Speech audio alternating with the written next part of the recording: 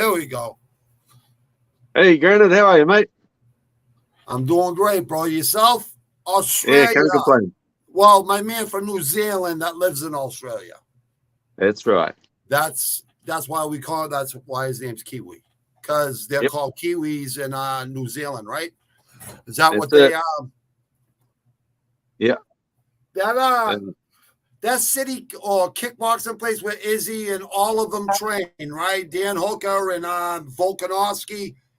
Did you know Oh, that place when you were younger? Like, do you remember? no, Or that wasn't built. It I was didn't. built more No, I didn't modern, know right? about it till yeah, Dan Hooker was fighting out of there, and then when Israel started having some success, I and Kai of France, then Yeah, it all started popping up, and they were doing a lot. They're doing a lot of good things. they But they they, they set the they're off. standard down in that area. Instead of obviously Thailand. What's that? North, right? North of you guys, right? That's north.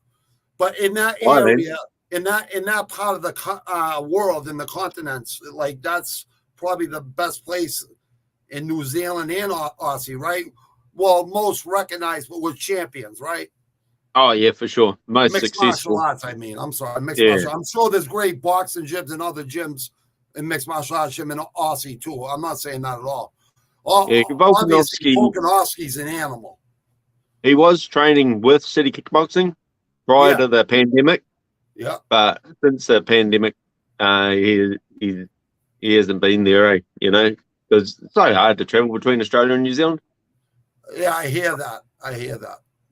Yeah, so he's You down see him. south You somewhere. see him training underwater and like Izzy, like in like bad situations. The trainer knows exactly what the fuck he's doing because it's not all just physical; it's mental. And he puts them through. The guy with the long hair with the, long ponytail. Oh, Eugene That guy Bevan. knows his shit. Eugene, yeah. Yeah, no, Eugene, yeah, Eugene, yeah. I'm sorry, Eugene, yeah. I knew his name. I couldn't spit it out. yeah. Yeah, I just what. Let me ask you something. Is there an up and coming gym in Australia right now, like where Dan Hooker used to train? Because I think he moved to the United States. I'm pretty sure recently. I'm not sure that the Eternal MMA that I used to watch they haven't been doing many cards lately because of just the pandemic and the way that Australia's been working, Yeah. Yeah. Are you frustrated with it down there? Because you have a good demeanor about you, and I hear a lot of Aussies complaining, but at the same time, not really though. I got Not as pretty much as lucky, Gernot. before. I'm talking about 6 months ago when they asked for everyone's guns. If they asked for everyone's guns here, right, that'd be a civil war. Yeah.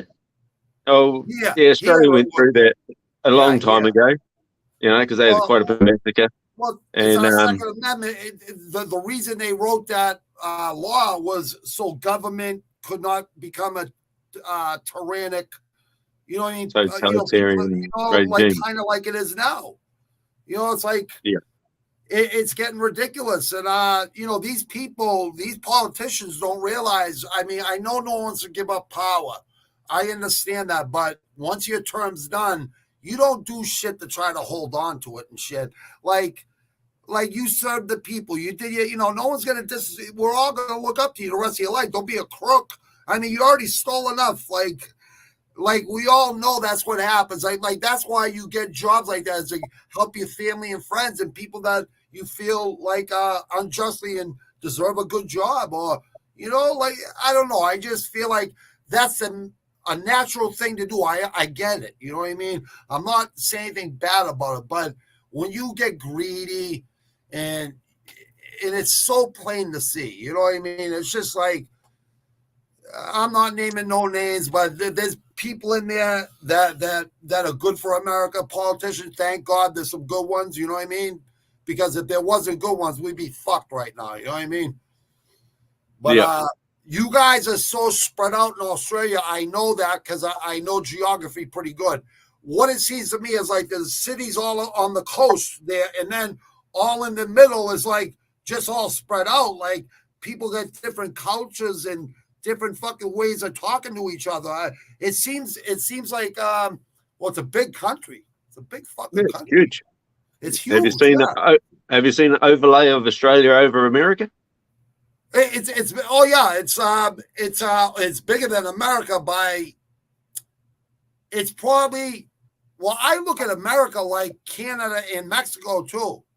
I look at America like all of it, North America, because Mexico and Canada are North America. But America itself, yes. But you're going to add Puerto Rico, Hawaii, which is small island, so it's not much.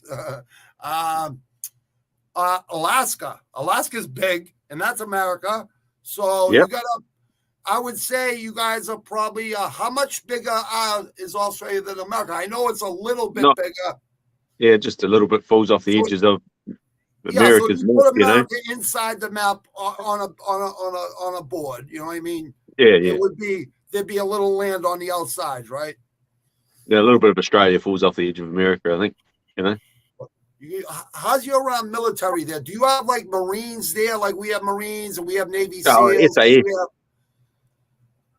I'm curious. That's all. I want to hear right from the horse's mouth. We have SAS. We have quite a few American troops posted in the north of Australia. That's right. In Darwin. That's what America. We have troops everywhere. That's our thing. Our Navy is everywhere. So and troops, but that's more to help you. That's more to be there for use and for our own needs. I'm sure. You know what I mean? Oh, of course, South Korea, right? Or North Korea? Yeah, the Korea. I know we're getting a lot of the Chinese warships coming through. They're always buzzing around, So how far? Like say Florida to Boston or Florida to New York. Is that about how far? Or Florida to Canada, like New Brunswick, way up there, right? Is that like how far, like South Korea is to Australia? Oh no, it's very far away.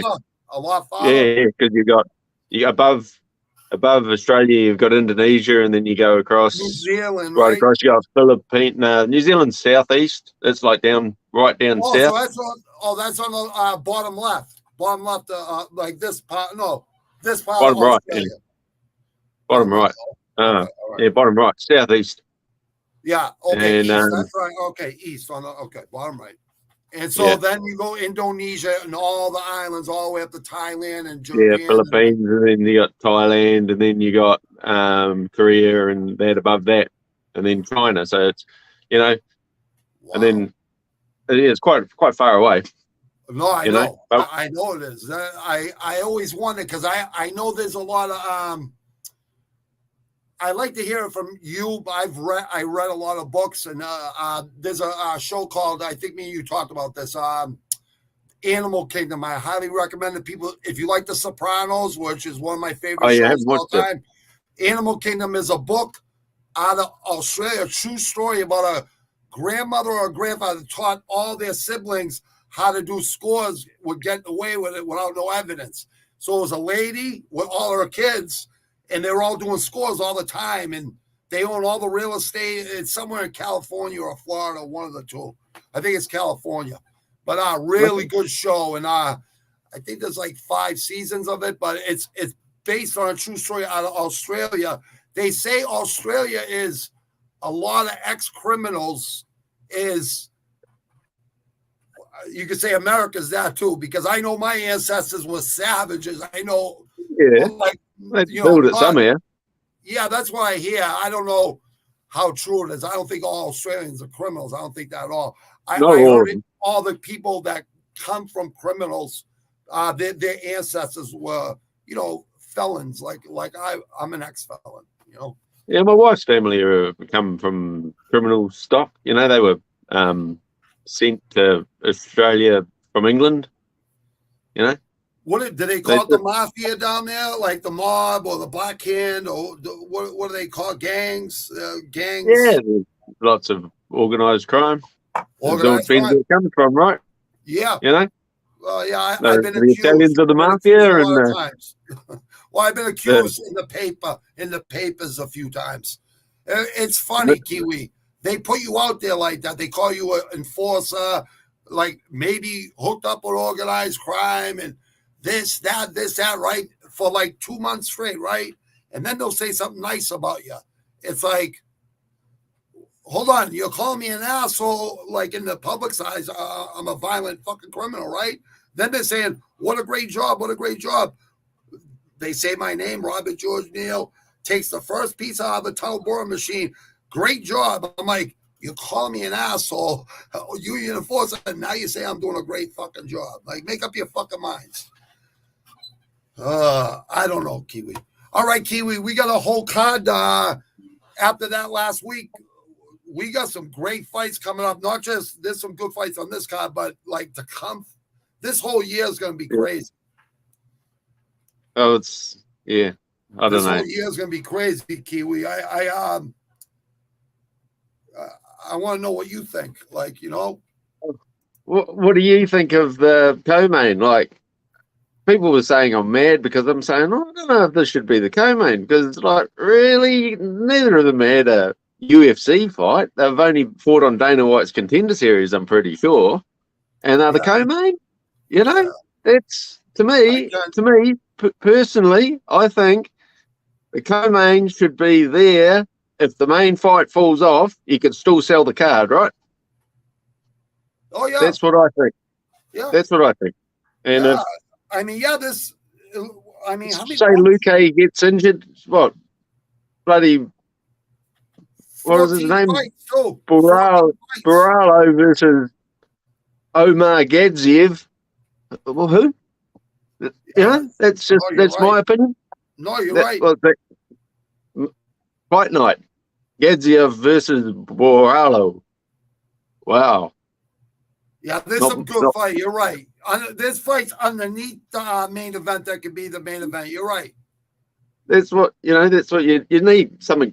You need some more star power. I don't know who you put there. Like, you can't really put Clark and Knight there. No, you're right. You could. They're bigger names. Are they better fight? You know, I don't know. Maybe I'm wrong. You're not. I agree with you. This is the first time I looked at this card once this week, and I kind of forgot it all after today. But excuse me. Yeah, you're right, Ken. We thought you'd be fucking fishing.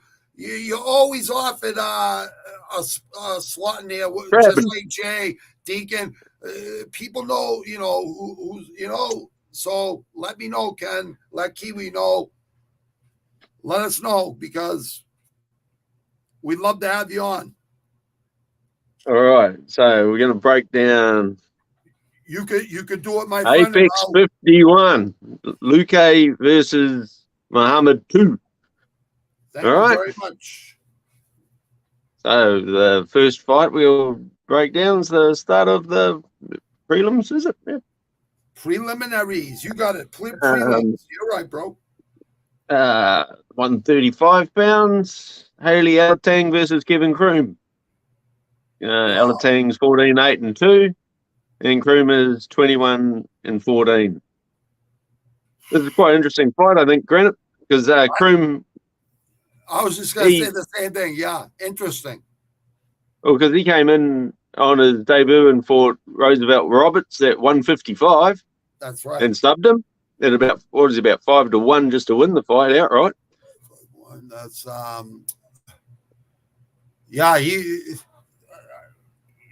he was a huge underdog, right? Yeah, he was huge, and I got that wrong because I didn't think he'd do it. Not gonna lie. Submitted and Roberts, and then next fight he was down at 145, and he fought Brian Kelleher. Yeah, Kelleher, and like he's 3.5 feet taller than Kelleher with 6 foot reach on him. You know, it was crazy how big he was, and he just couldn't use his range at all. It was quite, couldn't keep him out.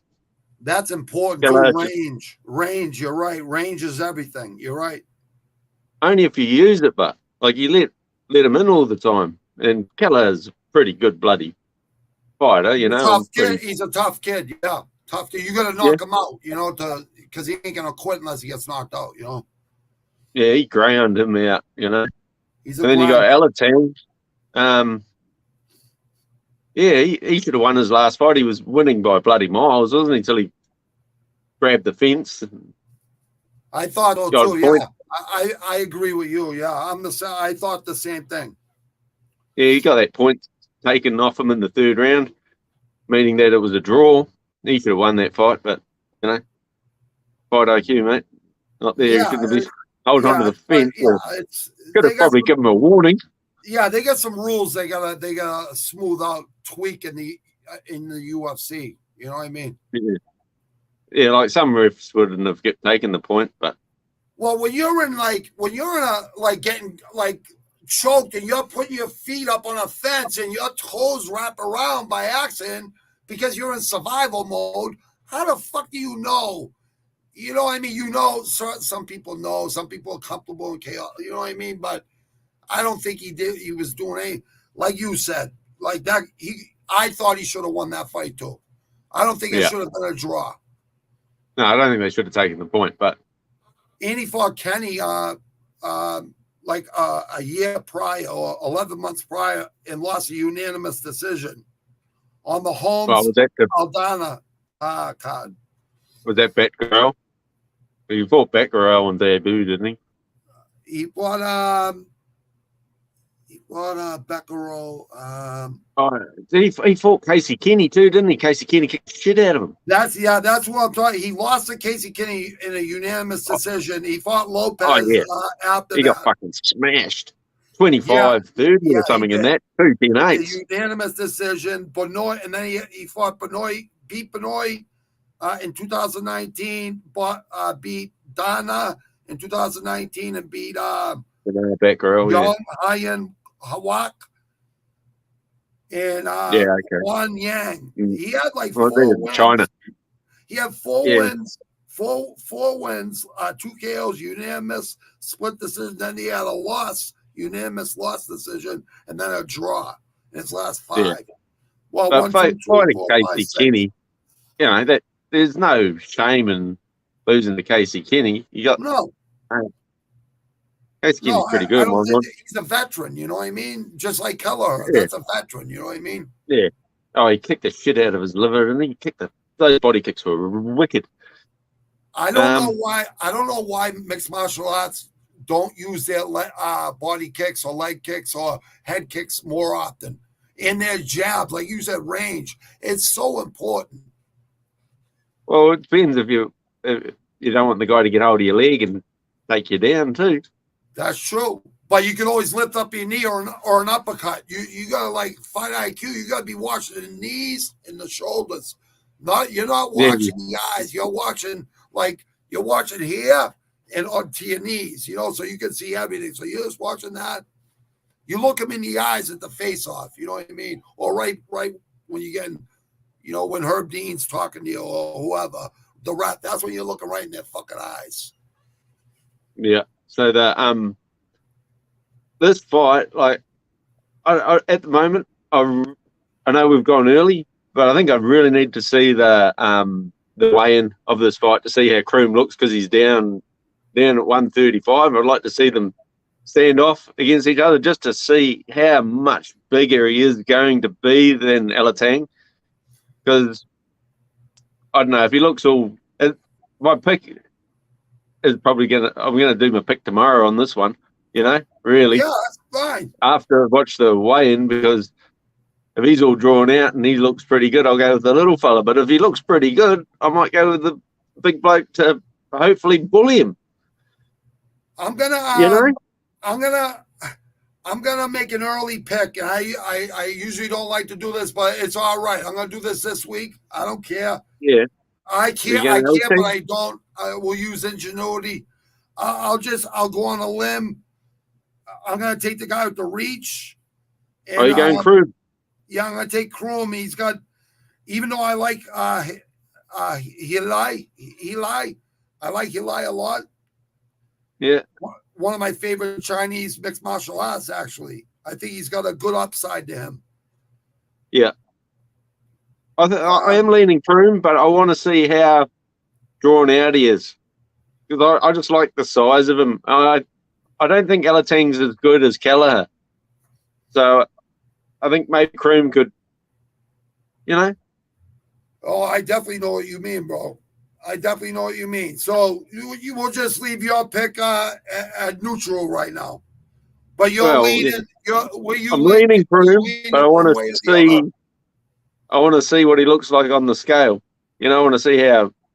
If you had how to pick, if they were fighting tomorrow morning, we didn't have no weigh-ins or no stand-outs, which way would you lean?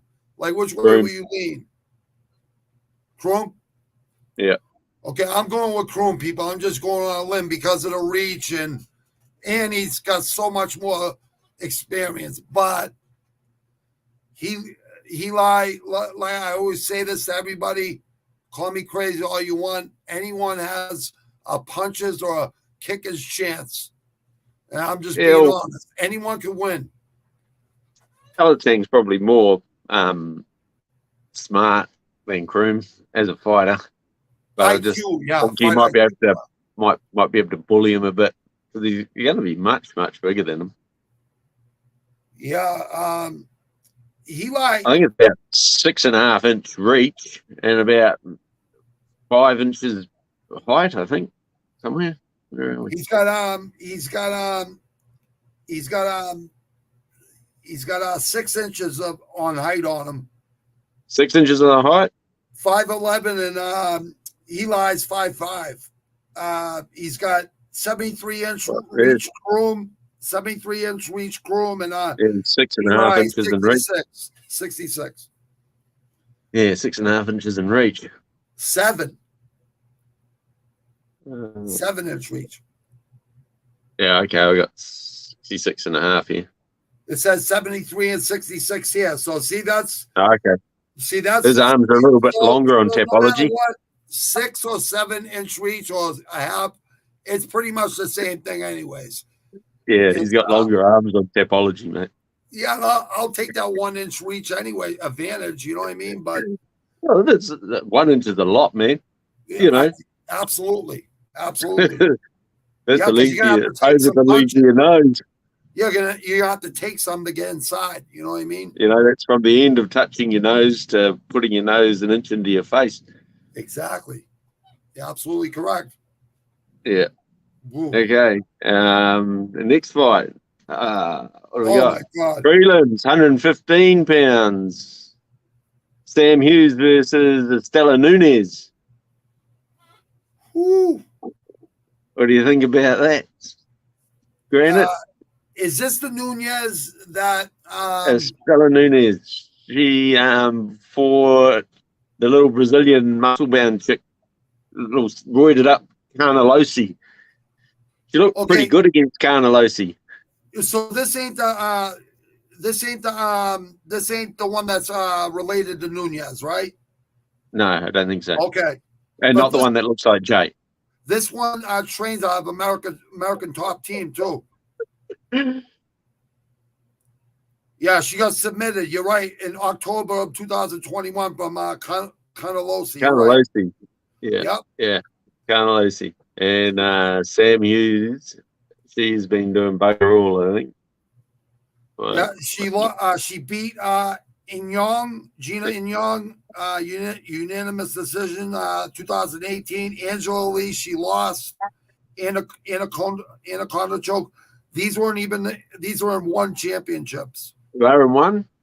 Yeah. She's 0-1 in the UFC. The last fight was her first fight in the UFC. Yeah, she looked pretty good. She's got pretty good boxing and she's a good kickboxer. I thought she looked good too. It's a pretty good kickboxer, this one.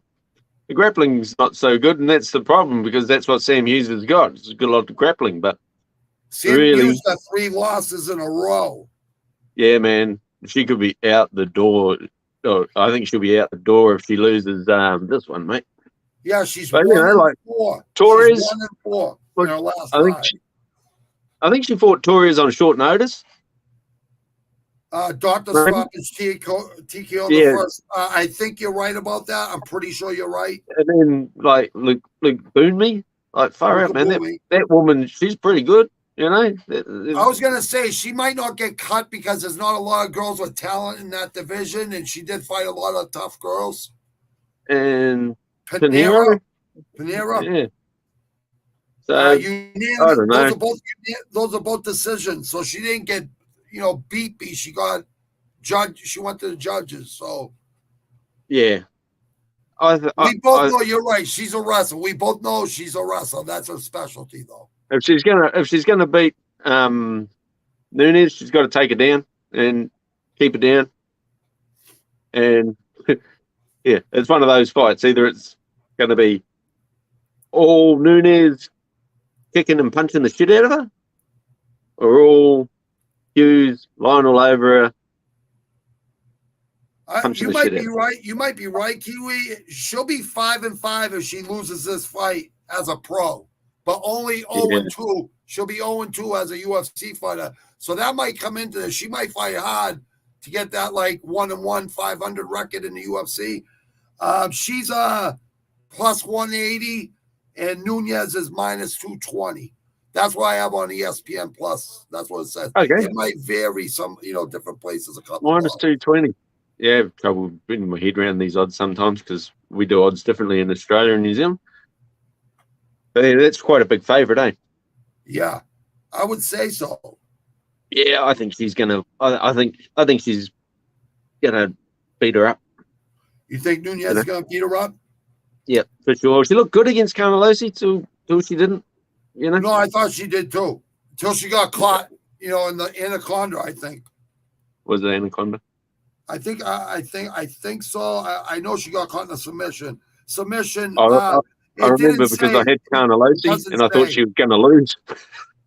It just, Kiwi. It just says submission. What's that mean? Is that verbal tap? Man, I wish I'd rewatched that fight. I remember thinking that Nunes was going to win it. And then I thought so too. That was a close fight. I thought she could have won that fight. Rear naked choke. That was on the Lad Dumont card. Yeah, it was a rear naked choke, granted, in the third round. Naked. That's right. Yeah, that's right, brother. Thank you.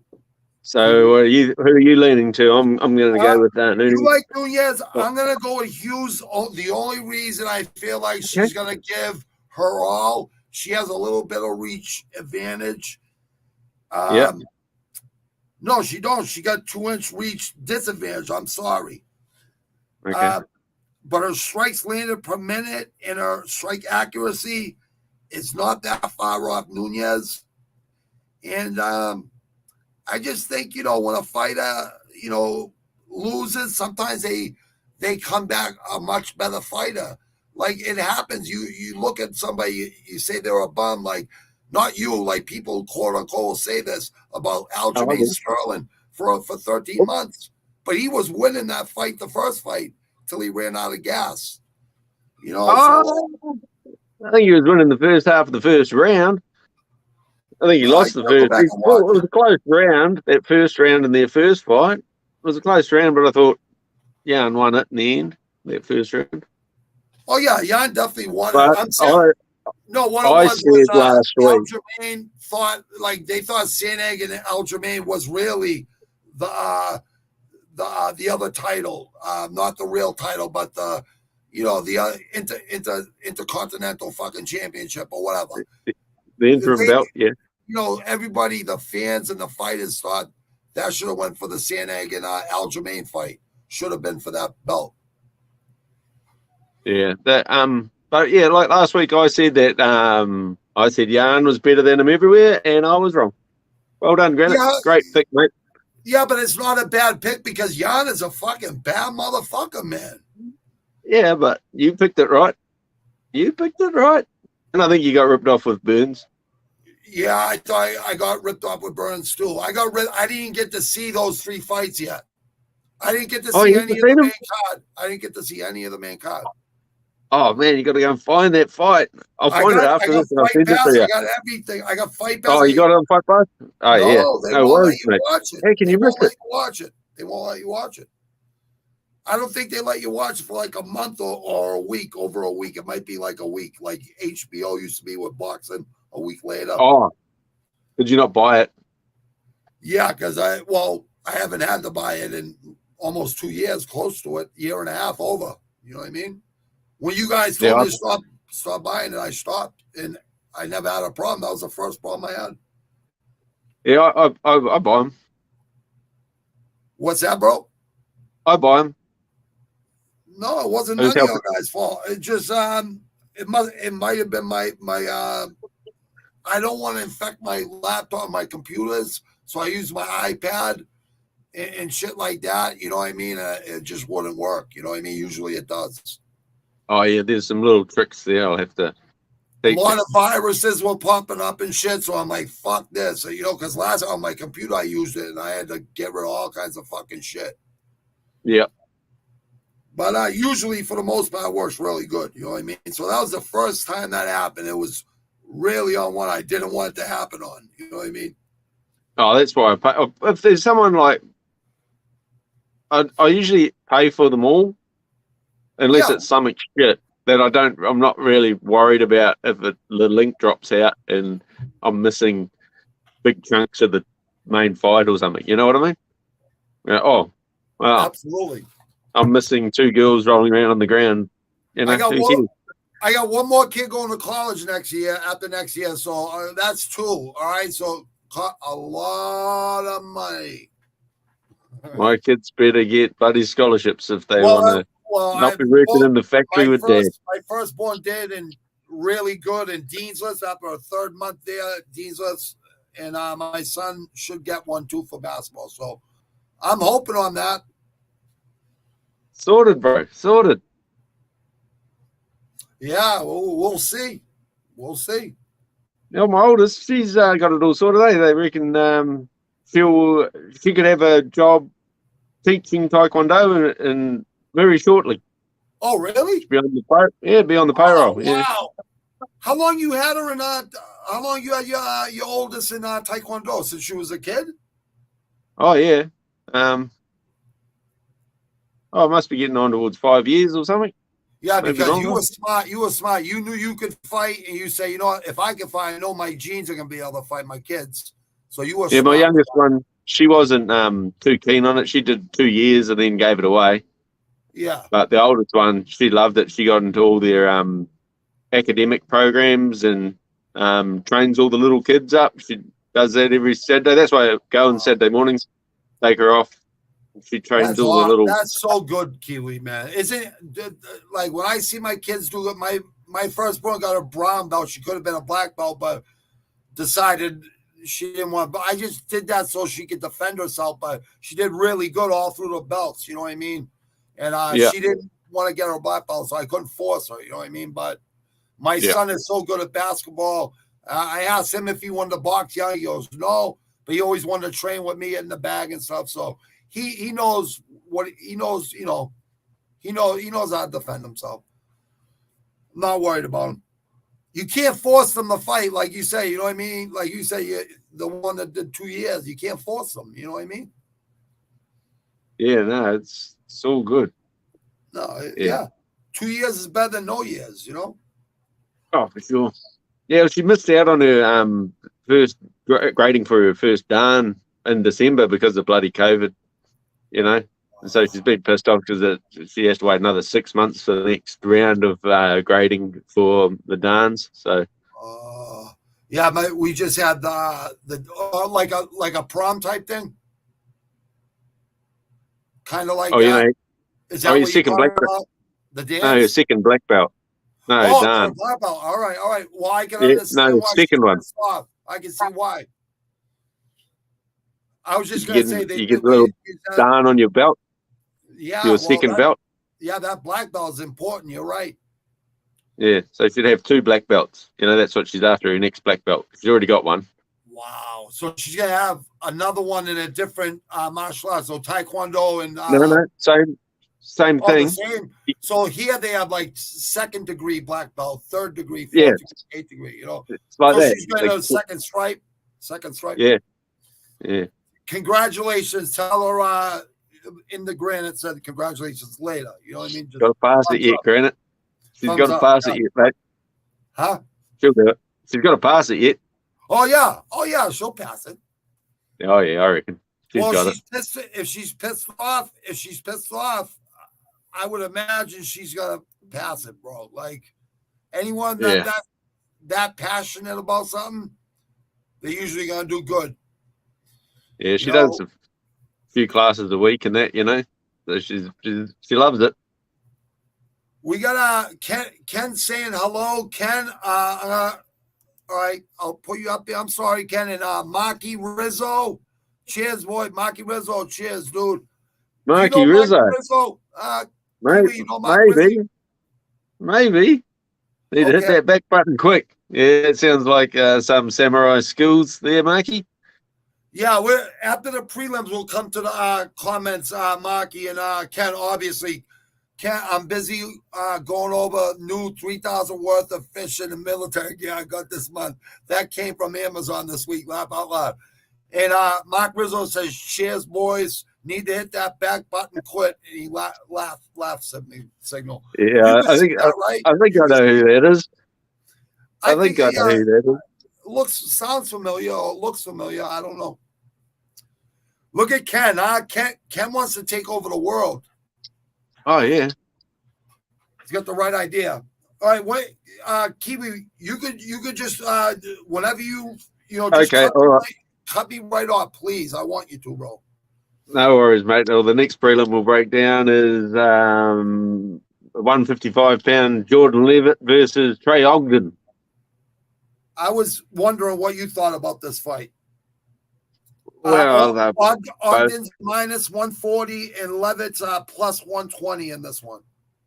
Okay, and Ogden's 15-4 and Levitt is 9-1. Exactly. They're both grapplers, so this could be a grappling match, or it could not be a grappling match. This is Ogden's first UFC fight. This is his first one coming up. Debut. Yeah, debut. And he's got a bit better striking than Levitt.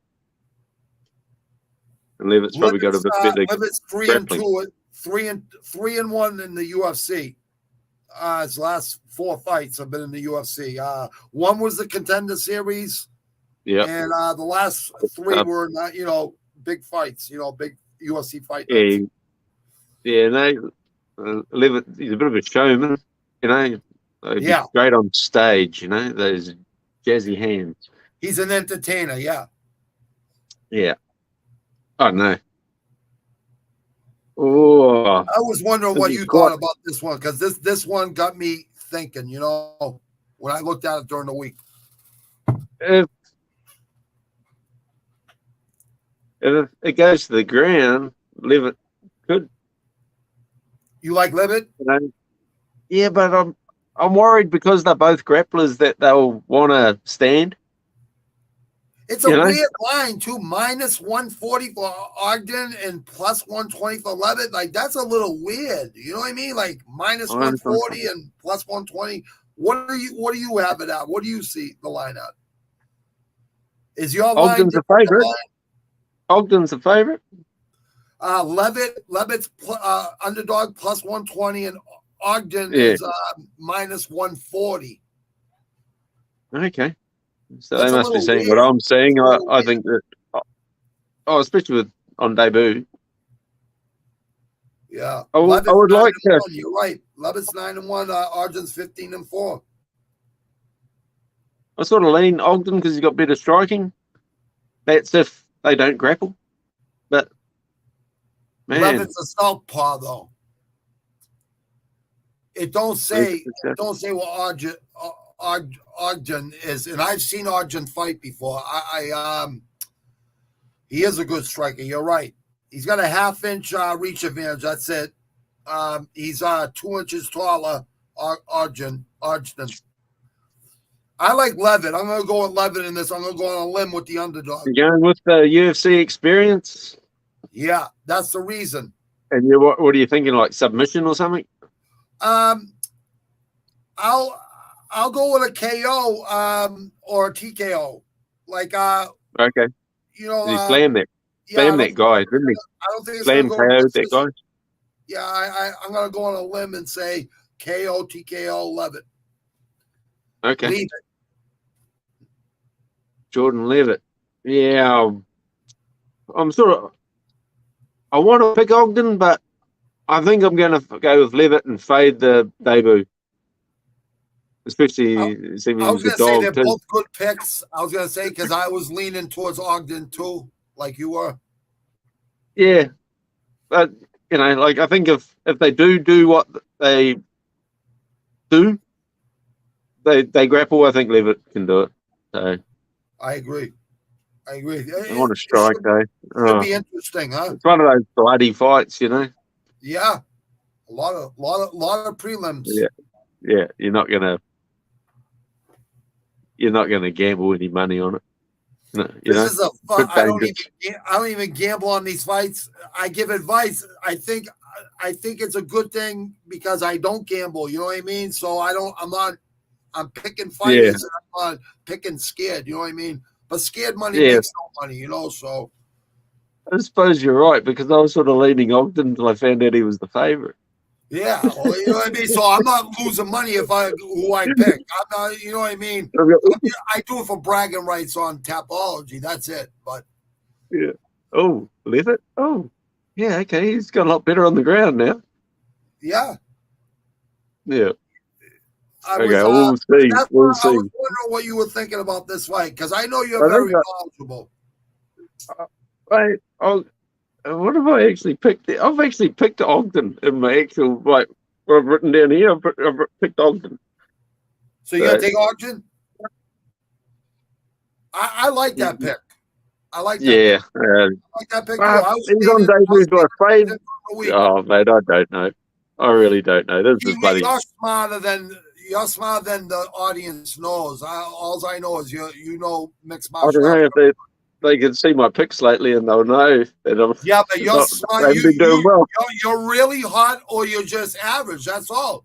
Like you're never really, really bad. I don't know if you follow there's been a couple of absolute poopers on there, mate.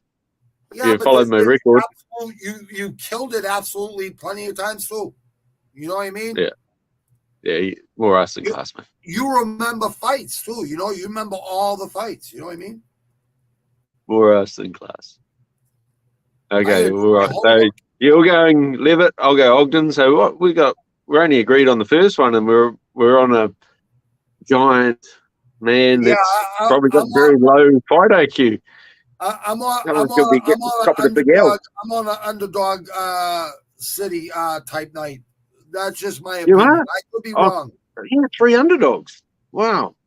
Yeah, 3 underdogs in a row. You're right, brother. Wow. Okay. Well, what have you got? What have you got for? What's the next fight you've got? I love Barnett. The guy does a fucking spinning head kick. The guy doesn't even look like he can lift his fucking legs to take a shit. Oh, Barnett versus Barnett's a savage, man. Yeah, I know. I called last time that he was going to win his fight by a spinning head kick, but that was you did call that. Yeah, remember? I remember. I called in the animal room. I remember someone called it. I forget who. I was going to ask you that. That was more us. Big glass. Barnett's plus 190 underdog, right? And Boudet is minus 230. 9-1 Boudet. Boudet's 9-1. Boudet's 9-1 and Barnett's 22-7. But Barnett just won with a spinning fucking heel kick, and he's that much of an underdog. Yeah, but you got to look at who he was fighting. Jalan Villante. He was the lightweight that just made heavyweight. So the guy wasn't in good nick.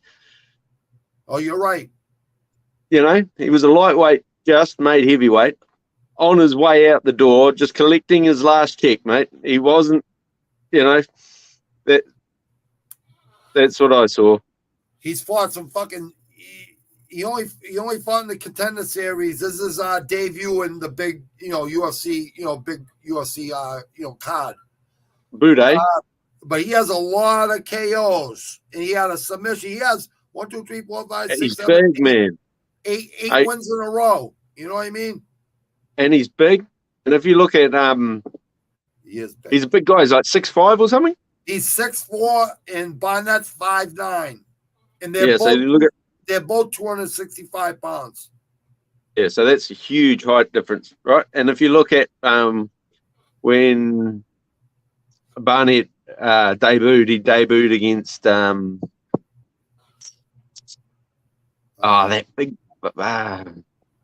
Rothwell? Yeah, Ben Rothwell. Yeah. He lost in a submission fight night, Fawn Carbrandt night. You're right. Yeah, so that was the way I see it is like it's like a rematch, really, isn't it? He's like fighting another big, huge guy. And I just what? You might don't be on see to him. something. I think you're on to something, brother. He's got all those KOs because I think he's got a couple of decisions in that lot, though. The run of 80's on, isn't it? Maybe the last 2 had been decisions. He beat a guy the same name as my name. In February 7th of 2019, Robert Neal. He beat him a unanimous decision a month prior to my birthday, January 7th. He beat him on February 7th. I don't know. Yeah, the same exact fucking name as mine. Same exact way my last name spelled. Weird. Yeah, no, You know what you're saying though about Rothwell. You're and this guy's a lot better than Rothwell. Yeah, but he's the same size. That's what I'm thinking. And he's better. This guy's better than Rothwell. He's the same size but more agility and. Yeah. So what? Like if 5'9" and you're throwing a head kick, you're not gonna. You're gonna hit the chest, right? Maybe. If you like, I just don't see. I see because he's on debut too, and but Boudet, yep, 100%. I've never seen him fight in the UFC before. He only fought in the Contender Series. It was October 12th of 2021. He beat Lorenzo Hood, Dana White Contender Series, Season 5, Week 7. Okay, maybe I missed that one. I must have missed that one. I think I missed that one too, my friend. Yeah, because it's on a Wednesday here or something. I'm at work. It's a bit of a pain in the ass. Like I'll tune in and listen to it. Jay's got a stream going or something like that, I can't wait to watch the Chimaev Burns fight like fucking 10 times in a row. Oh, mate, you will. It's a great fight. That is fantastic. You seen any of the illegal shit Burns was trying to land and elbow him in the back of the head and I can tried to kick him on the ground and then soccer kick him in the head. It was like watching King of the Streets, man. I fucking loved it. It was like, whoa. It's like a street fight, huh? He could have been. He's so close to me. Burns is a tough fucking kid, man. Burns is a tough kid. I knew Chimaev wasn't just going to walk through him. I knew he wasn't. Oh, mate, I got that wrong because I said first round. Got that wrong. A lot of people thought that, though. It's not just you, Keely. Like, I was thinking that, too, in my mind.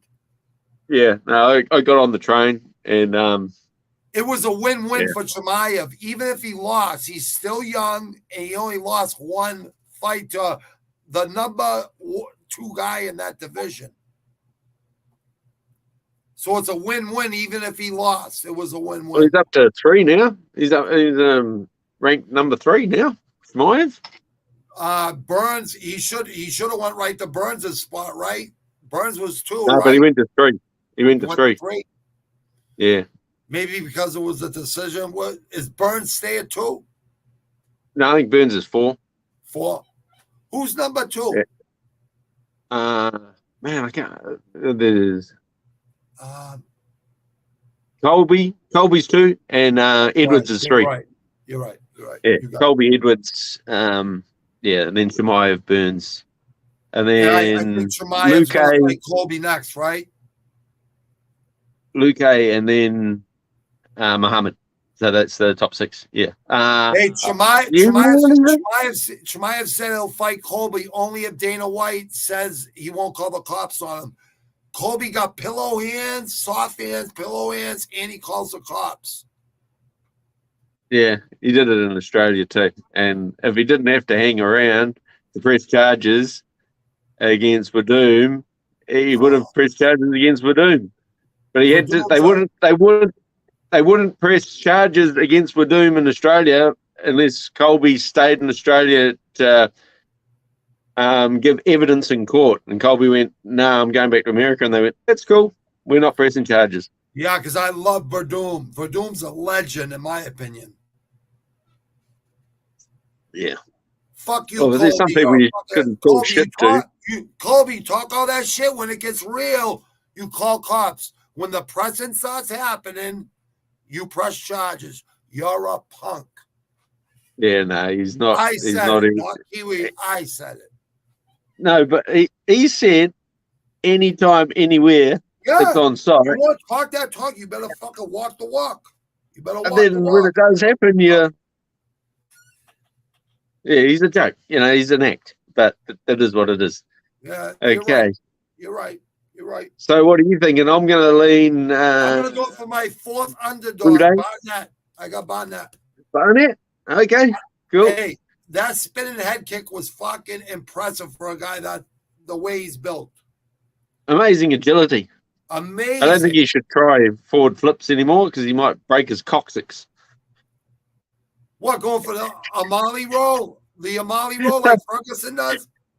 When he did that celebration, he did a front flip and landed on the grass. Right. You're right. I was worried. Yeah. I'm like, you get paralyzed like that. You know what I mean? Yeah, break your coccyx doing that. You break your fucking neck and die. You know what I mean? If you don't fucking push off hard enough or whatever. Yeah, no, I'm not into these big celebrations, mate. No, but it's all entertainment now. You know what I mean? Everyone wants to stick out. You know what I mean? They want to stick out. Oh, he's sticking out, Yeah. The body. He doesn't need to do that. He's got to build like that, and he's just kicked the guy in the head. That's huge. You called it too. I remember that would be the last thing you would think would happen from that guy, and it actually happened. Yeah, I know. Yeah. He must have been watching Rush Hour and said, "This guy from fucking New Zealand thinks I can do it. From that lives in Australia thinks I can do it." Oh, he's got a bit of history of it. That's why. Maybe his corner guy said he was watching Rush Hour in between rounds and said, "Hey, this guy said you can win with a spinning fucking head kick." Yeah, maybe. Come on, dude. I was so fucking. You, bro. No one called that but you. I was so shabby that morning, mate. I was so shabby. I was still pissed from the night before. You called it right, bro. Yeah. Okay, so we got the next prelim. Garcia, 170 pounds. Rafa Garcia versus Jesse Ronson.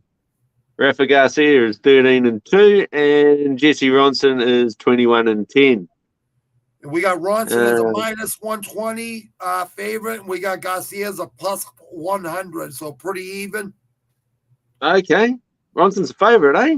Well, that'd be right. Yep. Ronson's a favorite. That's on ESPN Plus. That's ESPN Plus's odds, okay? Because Ronson on DraftKings or wherever you bet, it might be different. Is Ronson? He was out for a bit. Did he pop? He popped for steroids, didn't he? I think he popped for steroids. His last fight was July 25th of 2020 versus Nicholas Dalby. Whitaker. Yeah, I think what happened with Ronson was he popped for steroids. I think and said it was a tainted supplement, but he'd run out of the supplement, so they couldn't test the supplement. Okay. But I think something must have come. I don't think he did the full term. But yeah. Yeah, he got a 20-month ban from the USADA. You're right. 20 months. Yeah, so it's not the full 2 years. But it might as well be. It might as fucking well be. Yeah, it's 4 months, right? But yeah, something must have happened for them. They must have realised that there was someone else that had tested positive from that supplement, and they could find traces of it in their supplement for them to bring it in. Because I think initially it was 2 years. He said it's a metabolite of the banned substance, menadinone, an anabolic steroid medication. Yeah, right. Yeah. But if you look, you watched any of Rafa Garcia's fights? You watched that one where he fought Chris Grutzmarker? Actually, I'm a fan of Garcia. Yeah, I'm a fan of Garcia. I'm a fan of both of these guys. He's a tough kid, Garcia. He's tough, but he slows down a lot. You know, he sort of because he had Chris Grutzmarker dead, and he didn't finish him. He couldn't finish him. You know, I know Grutzmarker's a dog, but he had that fight won and just melted, man. He just let him take it away from him. You're right. That was on the Holland Strickland fight night. He had him on spaghetti legs and could have finished him and didn't. Yeah, he rocked him and didn't fucking finish it. Yeah. And then he let him back in. He just faded. He just doesn't have the cardio. And then you look at Jenkins, Jesse Ronson, and he gets better the longer the fight goes on. Yeah. His last fight was a no contest on the Whitaker Till card in 2020. I don't know what happened there. Probably pot. Yeah, he might have got popped too for roids. He got a 20-month ban from the USADA too. Oh, Ronson. Yeah, it's Ronson. Yeah. So both is guys. That why? Both, the same exact thing. The guy he's fighting got busted for the same thing. Yep. Nicholas Dalby. Yeah. Both of them are, ex-roid heads. No. Oh, okay. Ronson and Garcia both had 20-month bans. This is the first fight they haven't since then. I don't know, bro. This one's tough, bro. I don't know. No, I think Dolby's not Dolby. Sorry, Ronson's the one that's had the ban, isn't it? Ronson's the one that has the ban. I'm sorry. My apologies. Yeah. Kiwi, thank you. Yeah. Thank you, brother. Thank you. Yeah. Yeah, I'm sorry. Ronson. Yep. Yeah. Kiwi's right. Please listen to Kiwi people tonight. Yeah. Thank you, my friend. I don't know. I actually think that Ronson can get this done, mate. I was going to say, yeah. Honestly, I'm leaning towards Ronson too. Because, where is it? He seems to. He has 31 pro fights. He's 21-10. Garcia's 13-2, and like you said, he doesn't have that fucking ability to finish a fight when he sees this guy rocked. Yeah, and he's got some late finishes and stuff, Bronson. So I'm sort of thinking if he can survive Garcia's first round onslaught, yeah, and wait till he's a little bit more tired, he could finish him. But I think, where am I? Ronson. Oh, I haven't bloody picked it. I'm leaning Ronson in this. You leaning Ronson? I'm going to go Ronson too. The only reason is because he's a Canadian, and I think he's gonna, because of that 20-month suspension. Canadian people are tough. They play hockey and they fight a lot. You know what I mean? So, and Mexican people are very good at boxing with their hands. Very good. Yeah. It's gonna be a good I just don't fight. like his cardio. And if you can't beat bloody Chris Grutzmarker, come on. That's what I was thinking too. All right, so now we got. Oh, this one's a good one. This one, mate, I'll be interested to see what you got on this one. Drakkar Close versus Jenkins. Close has Jenkins is been out. plus 450 underdog, plus 450 for Jenkins, minus 625 for Close. Yeah, so Close is 11-2. Jenkins is 15-8. Thank you, Granite. But Close has been out. He had that good fight. He looked bloody great against Dariush, Benil Dariush. Remember that? That's right. Yep. He looked bloody good against him. But he didn't finish him. And then Dariush came back and knocked him. Dariush came back and hit him with a spinning fucking back fist or just rocked him and TKO'd him. So I remember he was getting pushed backwards, Dariush. Overhand left. Overhand left. You got him with? Left. Yep. Yeah. Dariush, yeah. And he beat left. You're right. Goes. And beating Bobby Green. That's pretty good. You know? Yeah. He hasn't been very active. So what's that? 2020. Yeah, you're right. 2017. March. Yeah, he hasn't fought since March of 2020. Yeah, so that's a long time off, eh? Adesanya Romero card was the last fight. All right, what a terrible fight that was. That was a long time ago. Yeah, I know. I remember going, oh, wow, look at this. He kicked the shit out of his leg. What a main event. Hey, Jenkins, though, got KO. You remember he got TKO'd versus Rong Zhu September 18th. Yeah, this Chinaman. Yeah, that was on short notice. Rong Zhu. Yeah, that was on the Smith Span card fight night. Yeah, Rong Zhu. Yeah. Yeah, mate. Honestly, I think Drakkar Close mops the floor with him. Honestly. Yeah, I'm gonna go Close too. I mean, that much of a favorite. Jenkins ain't no Burns. You know what I mean? Yeah, he's no. Yeah. Yeah. So I'm gonna go Close. 11-2 Close too. Has this got better than Bobby Green? You know.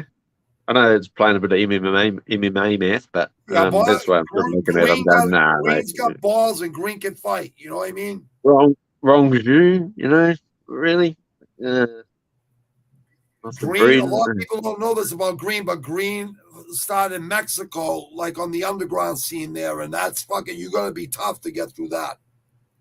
Oh, he was going out to Tijuana prize fighting or something? He was fighting for the cartel fucking managers and shit. Like usually they just throw you to the wolves down there. You know what I mean? Yeah, He kept winning. He kept winning. You know what I mean? Is that right? I never knew that. Oh, that's cool. Yeah. And then he learned how to use a wrestler. He's a wrestler. He's a good wrestler, and he learned how to use his hands down there. You know what I mean? All right. I wonder if there's any footage of it. I'm going to have to dig around. You'll find it. Yeah, you can find it. You'll find it on YouTube. Okay.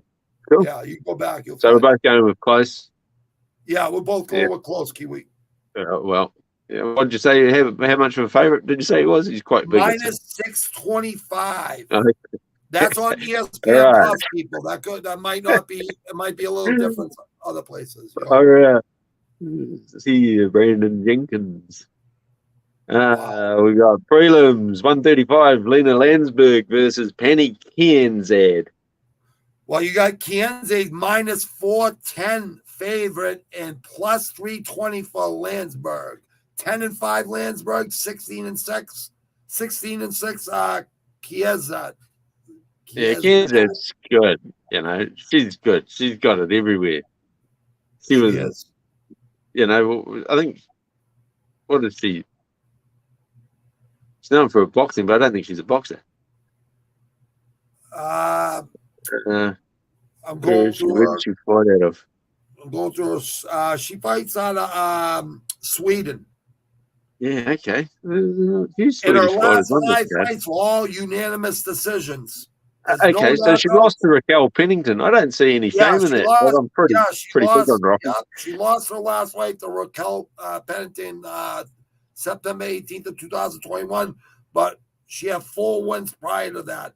She beat Eubanks, Carrera, Rose Clark, Davis. Yeah, no, they're not bad, you know. I think that's pretty good, you know. Yeah, exactly. Decision. So we're probably looking at decision here, wouldn't you think? Yeah, let's see. I think you're right. I think that's a Lena Landsberg. She come in. She fought bloody Chris Cyber, I think, on debut.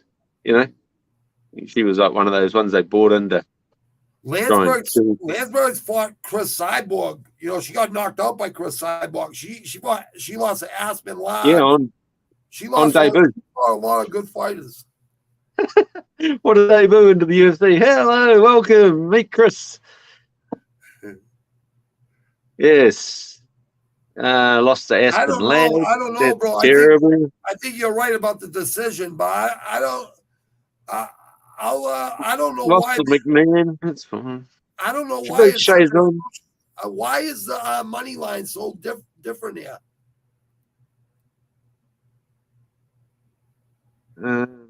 I'm sure. I know you want the people to win just like I do. I know you do. I know you sincerely care. People winning money. That's the reason I'm asking you. I don't like the line on this one. It's not. They're not that much different. Saison. Yeah. I'm just gonna say a decision. I'm not gonna go with either fight. I'm just gonna say a decision, and you. I like KNZ. I'm going to pick Penny KNZ. I think she's got better boxing. Listen to Kiwi on this pick. Yeah.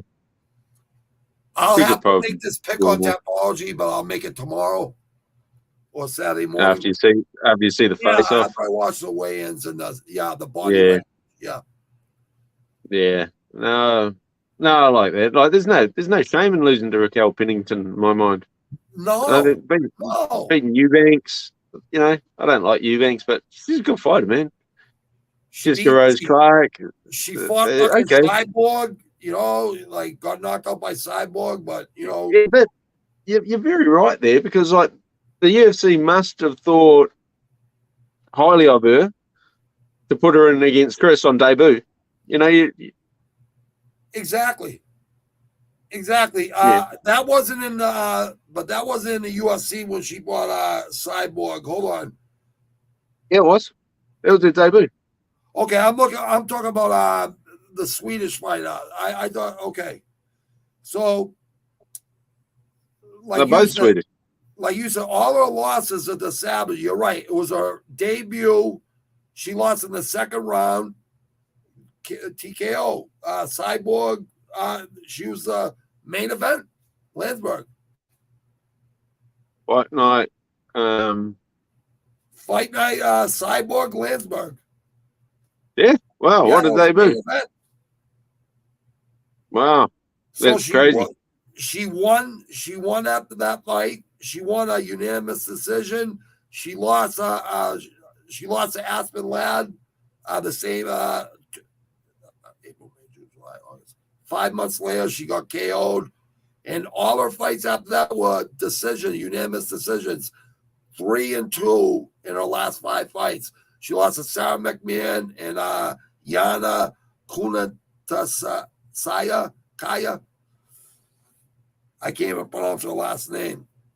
On the Khabib McGregor card. That's how far back, 2018. So she's 3-2 in her last 5. All unanimous decisions, all 5 fights. Her wins were unanimous. Her losses were unanimous. I don't know, brother. I kind of like the underdog here because of who she survived and went to decisions with. Jay's in the chat there. Granite. Chen says.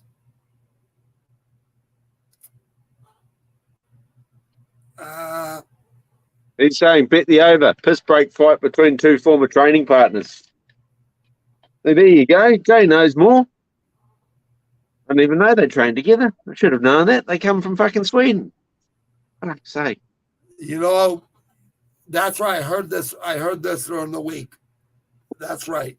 See, I'm glad you're here, Kiwi. You're my co-host. See, you remind people of this shit.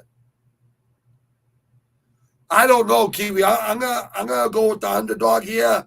I feel like you can make some money just call on a decision, over under bets or whatever. With Landsberg with the over because of who she's fought and who she's fought a lot of times. I haven't seen what's her name fight that much. Enough to okay. You know what I mean? I'm gonna go with the underdog here. Okay. Who do you like? I like KNZ. Okay. All right, last fight of the prelims, and then we'll go to the comments so we can say hi to everybody. Sorry, people, we just wanted to get through the prelims. Is that the end of it, or is that the end of? I think that's the end of the prelims, we got isn't one it? more. We got one more. Knight versus Clark. Oh, is that a prelim? Is that the head of the prelims?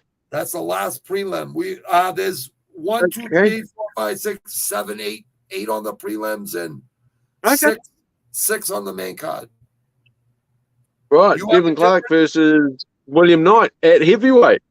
Do you have it different? Very interesting. No, you're right. I just for some reason I thought this was the start of the Oh, no, you're it's right. prelim. You're dead right. You're dead right. You're dead right. It says prelim. It says prelim. No, it's heavyweight. This is at heavyweight. They used to fight. It says light but it's at heavyweight. Yeah, it says light heavyweight on ESPN Plus. That's weird. No, it's not. It's not though. It's at 265. This fight. Yeah, they don't look like 205s, bro. Because last fight, William Knight missed weight by 20 pounds. When he fought, I'm looking right now. Yeah, it looks fishy. Russian fella. Adesanya versus Whitaker too. You're right. 2 months ago. Yeah. Maxim Grissom. Max Grissom. Yeah, right. Lost a unanimous decision. He came in 20 pounds over, and Grissom was a good bloke and went, you know what I'll do for you? I'll fight you at heavyweight so you don't have to give me 20% of your purse. We'll just, if they can change it to heavyweight, I'm that much of a good bloke, I'll fight you up. I remember that. You know, Grissom made weight and then fought him at heavyweight. What a legend, you know? That's right. Takes a lot. I love the ball. I love people that have courage like that. You know what I mean? Oh, for sure, he could have just easily taken 20% of his purse. Absolutely. And he went, no, I'm a good bloke.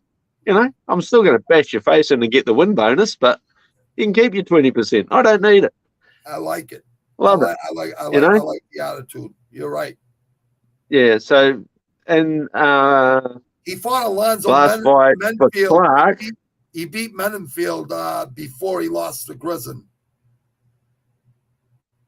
Yeah, they both got win. Oh, William Knight beat. Yeah, Knight's 3-2 in his last 5. He beat Mendenfield. He beat Alonzo Mendenfield too. Yeah, right before he lost him in a unanimous decision, just like when he lost to Grissom. Yeah, because Devin Clark's got a win over Mendenfield as well. A couple of years back, maybe 2 or 3 years ago, when Mendenfield was on fire and like no one could stop him, and then Clark just outground him, you know, like just bullied him. 2020, you're right. He unanimous decision. Clark, beat Mendenfield. I remember because I was so shocked because I just written Clark off. I didn't think that he'd have any trouble with him, and Clark got the win. And I was he lost a submission. After that fight, he lost a submission to Anthony Smith in 2020, November 28th of 2020, and then he lost a unanimous decision. You know, like, come on. Yeah, Kudalaba, Eon Kudalaba. Eon Kudalaba knocked all his teeth out. Remember, he knocked his teeth out. Yeah, that was Smith versus Span card fight night. In the second, at the end of the second round, he knocked all his teeth out, and he was sitting on the stool, and his dad said, "You're right." And he goes to the end. He goes, "Oh, I've got." He's knocked all my teeth out. He goes, "Oh yeah, we'll get." Dad says, "That's all right. We'll get that fixed next week." We'll get that fight back out there, boy. Right, cost all the money he made during that fight to fucking fix those teeth. Oh, yeah, but his old man was like, "That's all right. We'll get them fixed up next week." That was funny. That was funny. Just get back out there, son. Well, Teeth cost a lot of money to get fixed. I don't know. That's why I'm a little bit worried about this, Granite, because to me, I sort of lean Clark. Like I'm probably going to pick Clark.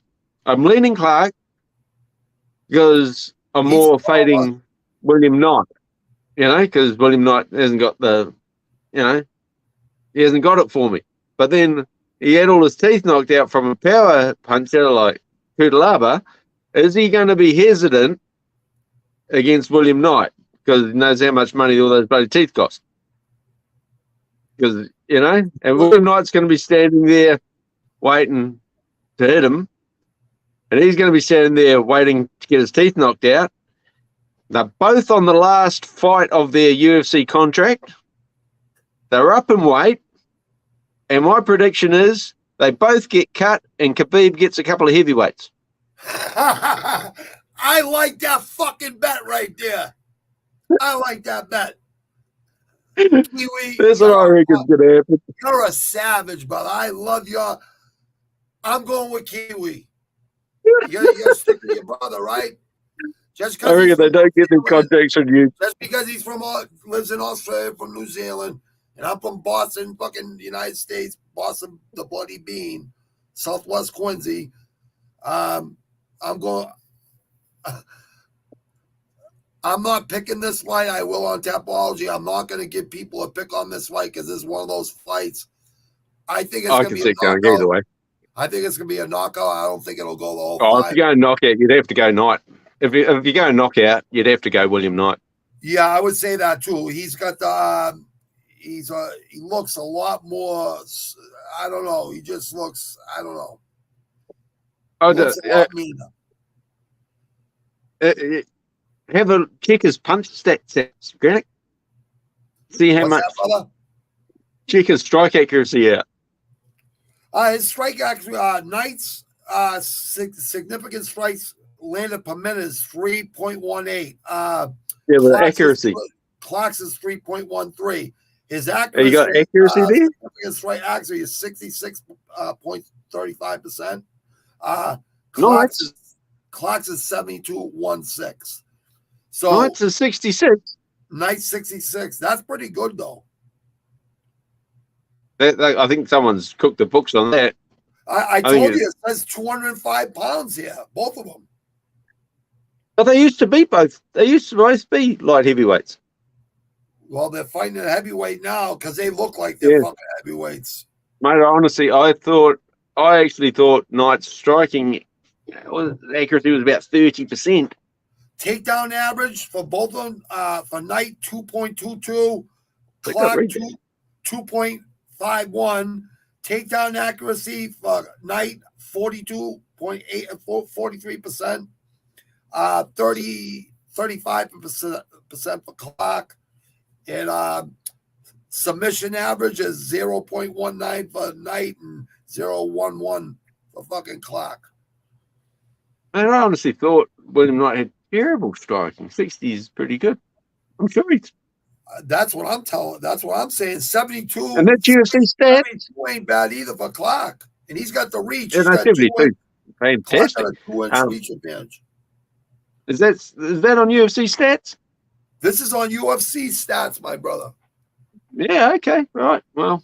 I swear to God, bro. Okay. All good, man. I'm just telling you what the screen's telling me, brother. All right. All good, man. That's what it tells you. I thought it was worse than that for some reason. I think there's some easy money on this card if people look at the lines and look at the fights, and there's so much I think there's some gimmies. This isn't easy money.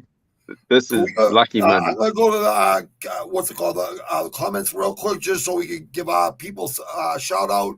Oh, look at all the people! Oh my God, Rush Hour, Insight, Rush Hour, real top bigs on this UFC card. Insight says, "What's up, everyone? There you go. Good work as always, Granite and Kiwi from Jay. Closest career almost ending by a shove says a lot. He should win. Piss break fight between two former training partners. Bet the over. Churjay Kiwi, obviously. Okay. Deacon, what's up, Deacon? I got the suit. Thank you for the sauna suit, my friend. And just give you guys all a shout out. Thank you, Deacon. Thank you, everyone that's and what was this guy's name earlier? I want to shout Maki Rizzo. Mark Rizzo. Maki and Ken and just my 2 cents. That's a friend of Jay's. Just my 2 cents and Insight, obviously. Just my good boys. Just my 2 cents. What's up, brother? And Insight, what's up? And everyone else, thanks for watching, guys. And pretty soon we'll even have a more diverse group in here. But for right now, it's just me and my co-host. But we will have more people in there pretty soon. All right, you want what we got? 6 fights left, Kiwi? We want to we're in the main card now, aren't we? What do you think of this card? What do you think about those prelims? Pretty crazy, huh? Yeah, I think it's pretty good, you know. No, I mean, I don't know, like, yeah, I think it's good too, but I think like the odds and stuff are like crazy. I've never seen. I don't know. It just seems off to me. Yeah, I think. Did you pick a favorite? You got Jesse Ronson. I took a couple that you took. I took close. I took. Oh yeah, of course, yeah. Ronson, yeah. Ronson's probably pretty close. I actually thought Ronson would have been the dog myself, but ESPN Plus. They're not off by much. You know what I mean? Yeah. Even when they're off, they're only off a little bit. If they are, Not just in my head, what I thought was like, Yeah, been out for a while. Take a bunch of time. Looked at this guy. Bit of ring rust. He won't be the favorite, but obviously they're thinking the same thing. The bookies, the minus 410 it's good. It's good. Not far. For the 2 Swiss girls, the minus 410, the minus 625. They just stand out to me. I don't know, like they stand out. We'll see what happens. All right, the main card, my host. First fight of the main card: Lazez versus Lusa. Ooh. Now Zaleski was out, so this is Lusa's late replacement. I was going, who's this dude? Like, where's he come from? What's he done? So I had a quick little look. All right, pissed me off a bit because I used to watch XMMA. And I haven't watched it in a while. He fought in the Contender Series in 2021. He lost a unanimous decision on Season 5, Week 3. He lost to Jack Della Maddalena. Yeah. He fought in ex-MMA. His last fight was April of 2022, this month. Yeah. So only 2 weeks ago he fought, right? And if you look, he won. And all his other fights, they were about a year apart. He's out, I'll fight this year, and I'll fight that year, and I'll fight that year, and I'll fight that. He fights 1 fight a year. And now this time he's turning around 2 fights in 2 weeks. And he's fighting out of Sanford MMA, too. I mean, they got a good gym there. It really worked the bloody... that's Lusa. My mate Mickey Gall last week, didn't it? Yeah. I thought Mickey Gall looked great. I thought he was going to go in there and do some damage. He got caught in that chin, but he got right up. Like that was like an early stoppage, but it was definitely a fucking. I think he was probably say USA. He definitely had the spaghetti legs. You know what I mean? He wasn't complaining too much. No.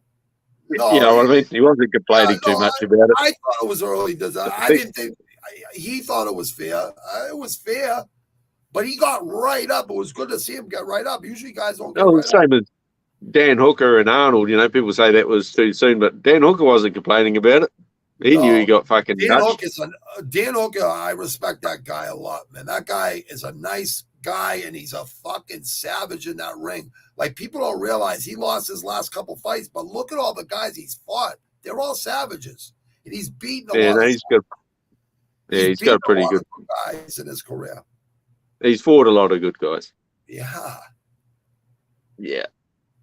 All right. So this Lusa. I think people shit on him too much. I like him a lot. I'm sorry. I know you like him too. Dan Hooker is all right in my book. Yeah. Who do you like in this one, Kiwi? I've got to pick Laziz. Laziz minus 220 and Losa is plus 180. Yeah, I think he knocks him out early. I think first round KO. You got him in the first round, huh? Yeah, I think I'm taking Laziz too.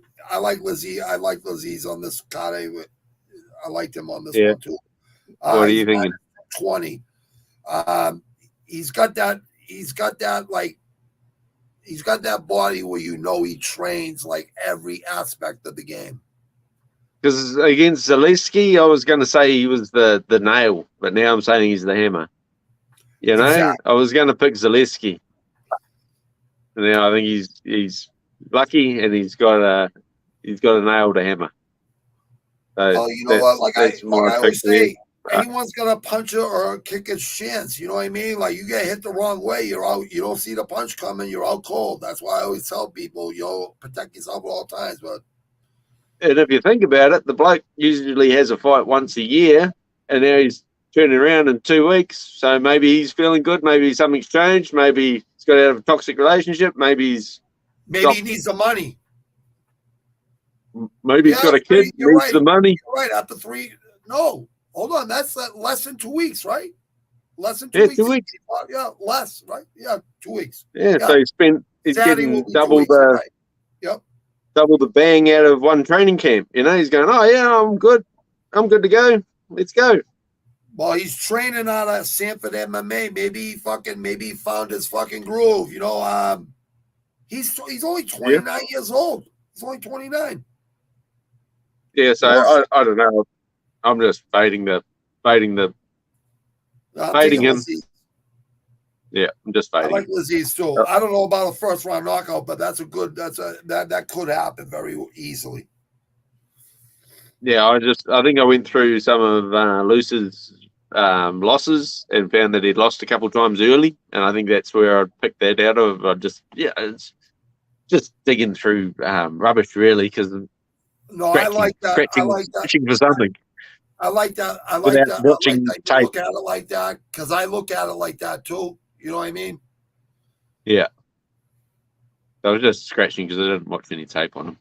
Yeah, they don't want to go to the deep waters. You know what I mean? Where the great whites fucking swim. Yeah. So enough of that. We're both on. Yeah. Okay. Now we got this we got WrestleMania next fight. Pat Sabatini at 155. 145. Sorry, 145 is TJ Laramie. Yankee versus Canadian.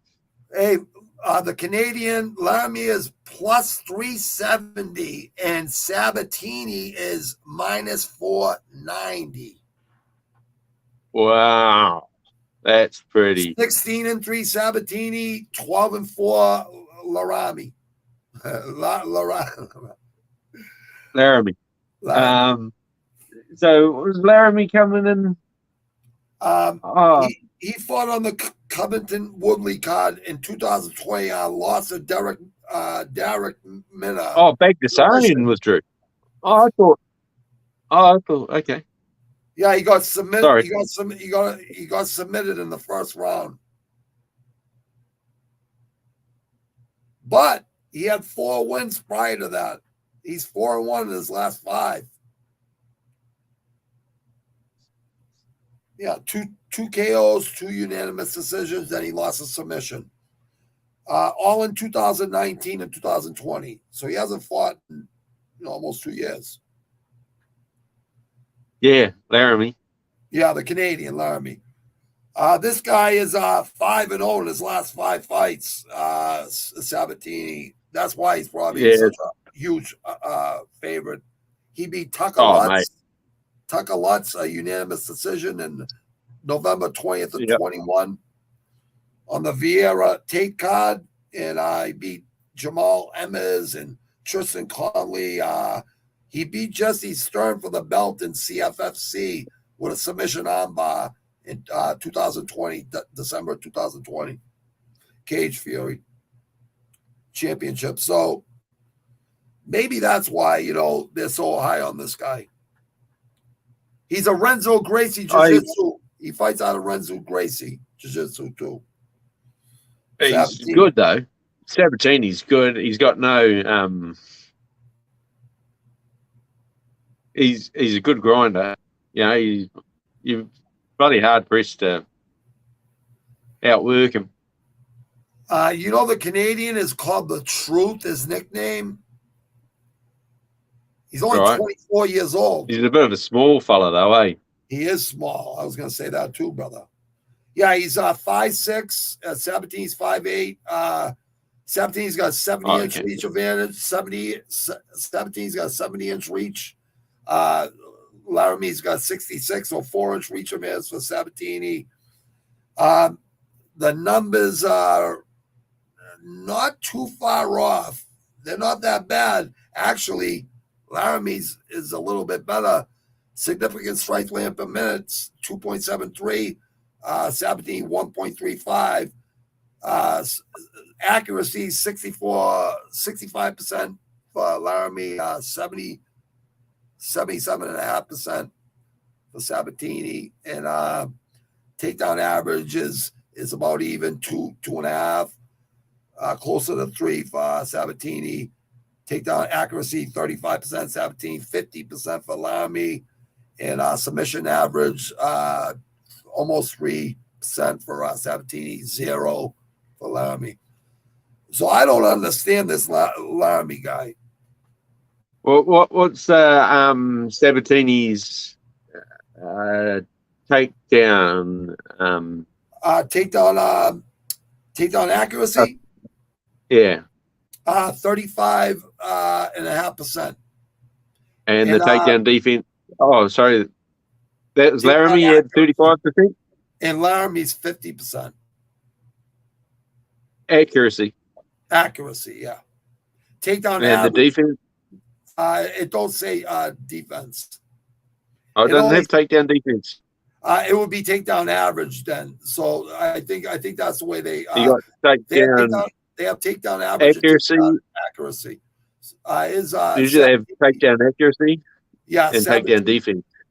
Takedown. Yeah, I think you're right on that. I think that's what it is. Takedown average is 2.82% for Sabatini, 2.56 for Laramie. Pretty close, right?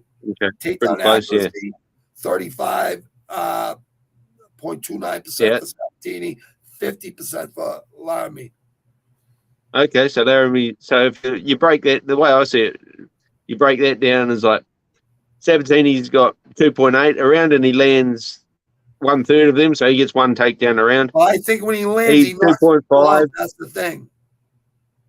And he gets, so he's getting one and a quarter. 1.35 every landed per minute. Yeah, but the way I work it out is you think how many times they shoot and how many they succeed. So it's like 1 to 1 and a quarter around. Oh yeah, the accuracy is a lot better for Sabatini. I mean, Laramie ain't that bad. 65%. It's not bad. But I do think Sabatini's a hell of a lot better.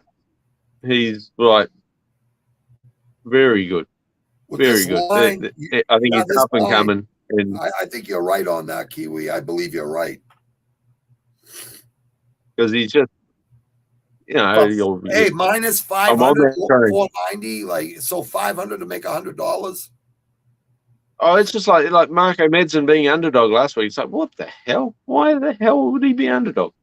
I was thinking that he's too. got that wrestling, he's like one of those awesome wrestlers. What was the reason for that? Was it because, wasn't he going down in a weight or going up in a weight? No, it's just because Pichel had more ways to win, I think. Yeah, Pichel's a tough kid. He got the big experience and had more ways to win. But you can't write these wrestlers off, man. You can't. Wrestlers like that, I know it's wrestler on wrestler here, but I see Sabatini being much better wrestler than TJ Laramie, and he's been active. So Sabatini is my guy on this. Yeah, I like Sabatini too, Kiwi. I'm right with you, brother. Yeah. We're both on the same picks on the main event so far. Okay, so we go. As Jay would say, a bathroom break fight. Yeah, Pat. Look, Unless, when it comes unless down they're to it, high level. Deacon Unless they're high said level. that Pat Sabatini's going to win, so we're right. Okay. Yeah, I like Good call. Sabatini. No, I like Sabatini too. We're being endorsed. We've got the endorsement by Mr. Consistency. I think so. Like you have to be consistent in my mind, in my heart. You know what I mean? You can't get more consistent than bloody Deacon, I tell you. No. Myra Breno Silva versus Yanan Wu. Now this is quite interesting because this is Breno Silva's going up in weight. Minus 450. Silva's minus 450 and Yanan is plus 350. These money lines. This card is crazy for people that are betting. Yeah, but look at Wu. Like Wu. I'll check her out right now. What are you doing, Wu? Who? Wu? You know, like what? Yeah, what are you doing? How are you in the UFC? She's 2-3 in her last 5 fights. Yeah, how's she even in the UFC? And Bueno Silva, that fucking that lost Manon Ferro. There was nothing wrong with that. You know, like everyone thought Ferro was going to go out there and end her. Yeah, unanimous decision. She lost a unanimous. It was a draw versus De La Rosa. You know, Ferro had to wrestle her. Yeah, it was a draw with De La Rosa before Ferrat, before the unanimous loss. She had a draw with De La Rosa. She beat Barella, Mara Romero Barella, submission in the first round. She lost to Manya Moroz. Unanimous. A lot of her wins are submission wins, and a lot of her losses are unanimous decisions. She's a tough girl, so she hasn't been KO'd. Yeah, no, she's good, man. Yeah, she is good. With Silva, and she's up in weight, so I don't know. Maybe I don't know. Maybe she's been on the donuts or something. You know, maybe she's smashing those, but. I don't know, Kiwi. Like, I'm these money lines are like, I don't know, brother. Yeah, no, look at this Chinese woman, mate. Look at her. No. Okay, but listen, here's the deal. She hasn't been like, she has 2 wins, a submission win and a TKO win. And her last 3 losses were all unanimous and split decision. So she went to the end. So she didn't get knocked out. You know what I mean? Her last fight her last fight was January 16, 2021. She fought Jocelyn Edwards on the Holloway Cada Manzani card. Unanimous decision loss. Yeah, nah. Like even in competition. Nah, mate. No, I can see what. You're right. I can see the competition. I honestly think, Mara Buena Silva. Okay. All day. I don't know what this Mulan. Okay, maybe because the Disney princess. I'm gonna go with Silva too. I just think she's so tough, and you know, I've seen her fight. I haven't seen Yanan fight. I can't. I think I've seen maybe her fight one time. I can't remember. She's bigger than her. I'm going to take Silva minus 450. This is a fight where underdog, it could happen, plus 350. I can tell you this. The UFC would really like the Chinese woman to win. Oh, yeah. You know, we've got plenty of Brazilians. I'm a fan of Asian fighters anyways, you know what I mean? And I think China's been getting killed lately. I'd like to see some Asians win, some Chinese fighters win. Yeah, no, China's been on a terrible run. But we'll see, you know, like when the world's starting to open up and they get some cards back, get the UFC back in Asia, you know, I really love I agree. UFC Korea and UFC China. You know why? Because I get that on Saturday night here. I get to stay up, and I get the whole Sunday to mow my lawns, and I do whatever I want. I get the whole Sunday off. When I got to watch it in America or that, I have to get up in the fucking early in the morning, and then my whole day's stuffed. So I don't mind the Asian card. That's how loyal you are to mixed martial arts. It's like people in England, they gotta, stay up till 4 or 5 in the morning, you know what I mean? When we're up till midnight or 11 or 1, Yeah, I think honestly, if I was living in the States, I wouldn't be an MMA fan because I'd be too drunk to stay up that late. I'd only be able to watch the prelims. That's why I love you, bro. You're brutally honest, and that's why you're here, brother. Yeah, I'd have to get up the next morning and watch the replay, but turn off all the social media. I never seen you miss a card in a couple of years. So, I think one. I was on holiday. Yeah, one. I went on holiday. You went away. When I was out bush a couple months ago, I went bush. Yeah, There's no. That's right. Yeah, no reception out there. That'll happen once a year. I missed one last summer when I was in Virginia Beach. I missed that one. Yeah. I do miss the odd one. Once a family, year. Family. Sometimes it's a good card, it pisses me off. Yeah, it pisses me off too. But it is what it is, right? So it is what it is, brother. We got 170-pound fight, Andre Fiallo versus Miguel Baeza. Oh, shit. Baeza's minus 170 and Fiallo is plus 145. This is like an evenly matched fight right here. Mate, and this is one that I think I don't think it's as evenly matched as I said. I'm sorry. Go ahead. No, but I think this is one that you could make some money on because Baeza, I know he was on a 10-fight professional streak, right? And then he's had 2 losses in a row. He lost a decision to Ponzinibbio, nothing wrong with that. And he got knocked out by Chaos Williams, and that shit's going to happen, right? Because Chaos Williams, it's like fucking Mack truck. Chaos Williams is straight up chaos. Yep. Hey, but Fiallo, he lost Michael Pereira January this year. On debut. A short turnaround, too. It was a unanimous decision he lost. Yeah, late call up. Getting to the that UFC. was his first UFC debate, too. Against Michelle Pereira. Yep. Wow. This year. This year.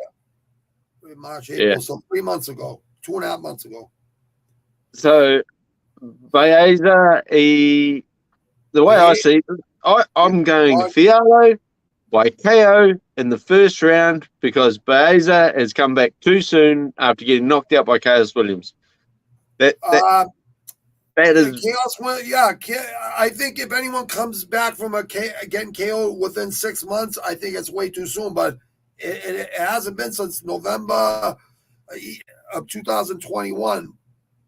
But December, January, February, March, April. Yeah, that's less than 6 months. I don't like people coming after they get KO'd. You're right, Kiwi. You're right. I think you'll find that Fiallo, I think you'll find, has some finishes, quite a few finishes in the first. Where we go. I think you're right. Yeah, fucking hope he does. You're right. He's a fucking monster. His last 5 fights. He's a killer, be killed. All KOs. He has all KO wins. He only has 1 loss, unanimous decision. So he has heavy hands. This is. They weren't in the UFC, though. I like this one. I like this dog. I do too. I like this dog. I like that dog. Too. I think that one's pretty clean cut for me. I'm not, I've just seen that and I can't. They don't have no percentages on takedown average or takedown accuracy on Fiallo probably because his hands are so good, right? significant strikes landed per minute for Biezas, Oh, almost no, 5%. it's because you're on UFC stats, you see. Yeah, you're right. Because You're right. UFC stats only do stats within the UFC, so sometimes they don't even. So you like These people don't even have a on this? reach. You like the underdog on this? 100%, he's going to go out there and knock him out in the first round. In Yeah, my mind, I can't I see it believe any you're other right. way. I believe you're right, brother. But when I'm going with the underdog too.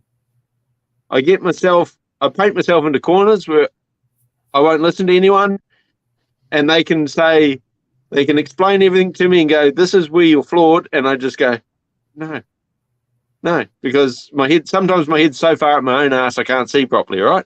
But no, you got to go with your gut, with your heart, bro. Go with what you know, bro. You know what I mean? Yeah, you're right.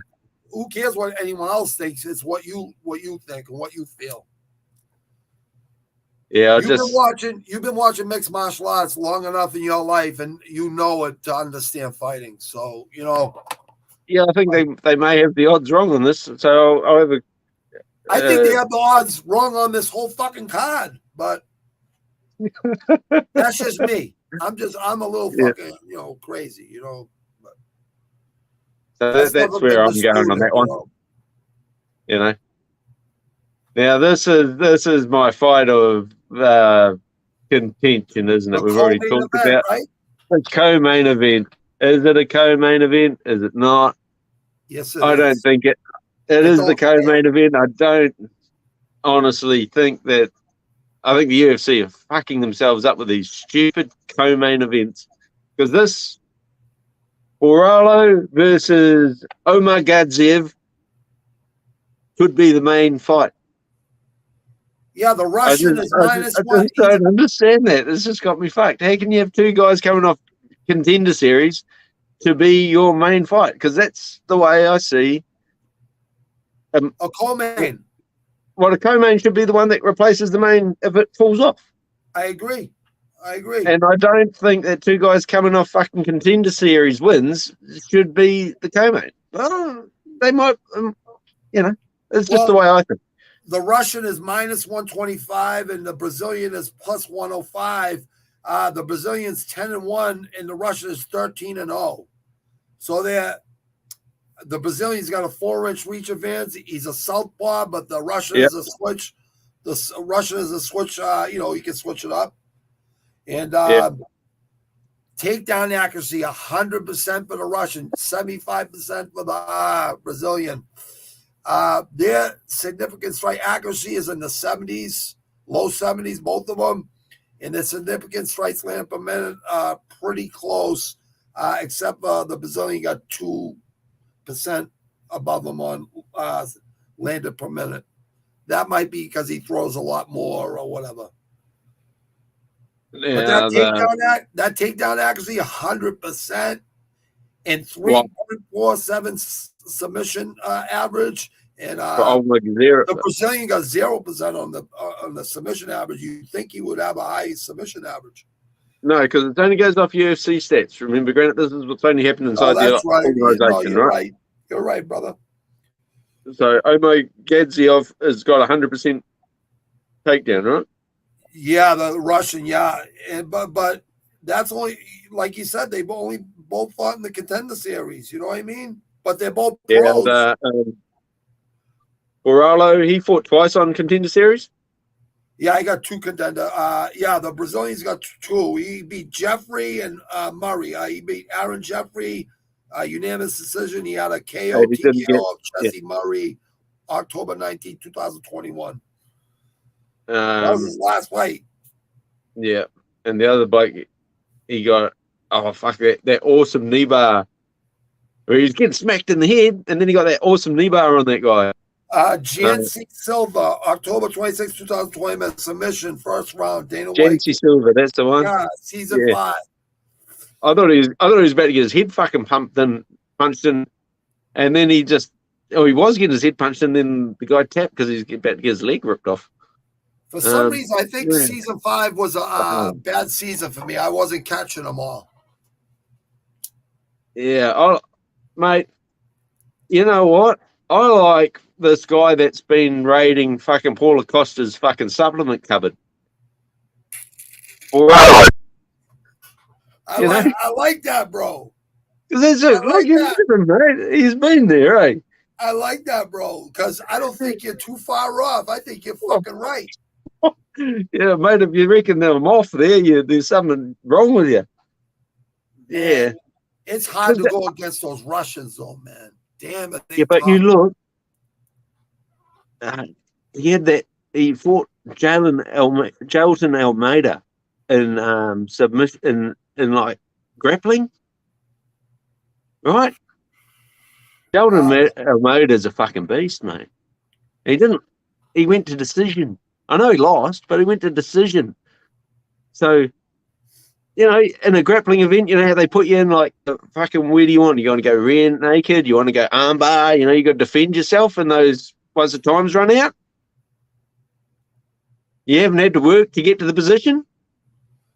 Yes, wrestling and grappling is very fucking you know what hard. I mean? It's not as easy as people think. Pretty, you know what I mean? There's something in that. People think it's boring. I don't think it's boring as long as they're doing damage and they're really showing they're fucking, not letting that guy get up and they're fucking going to half guard, fucking full guard, fucking just really good wrestlers, really good jiu-jitsu, really good hands, really good, karate or martial arts.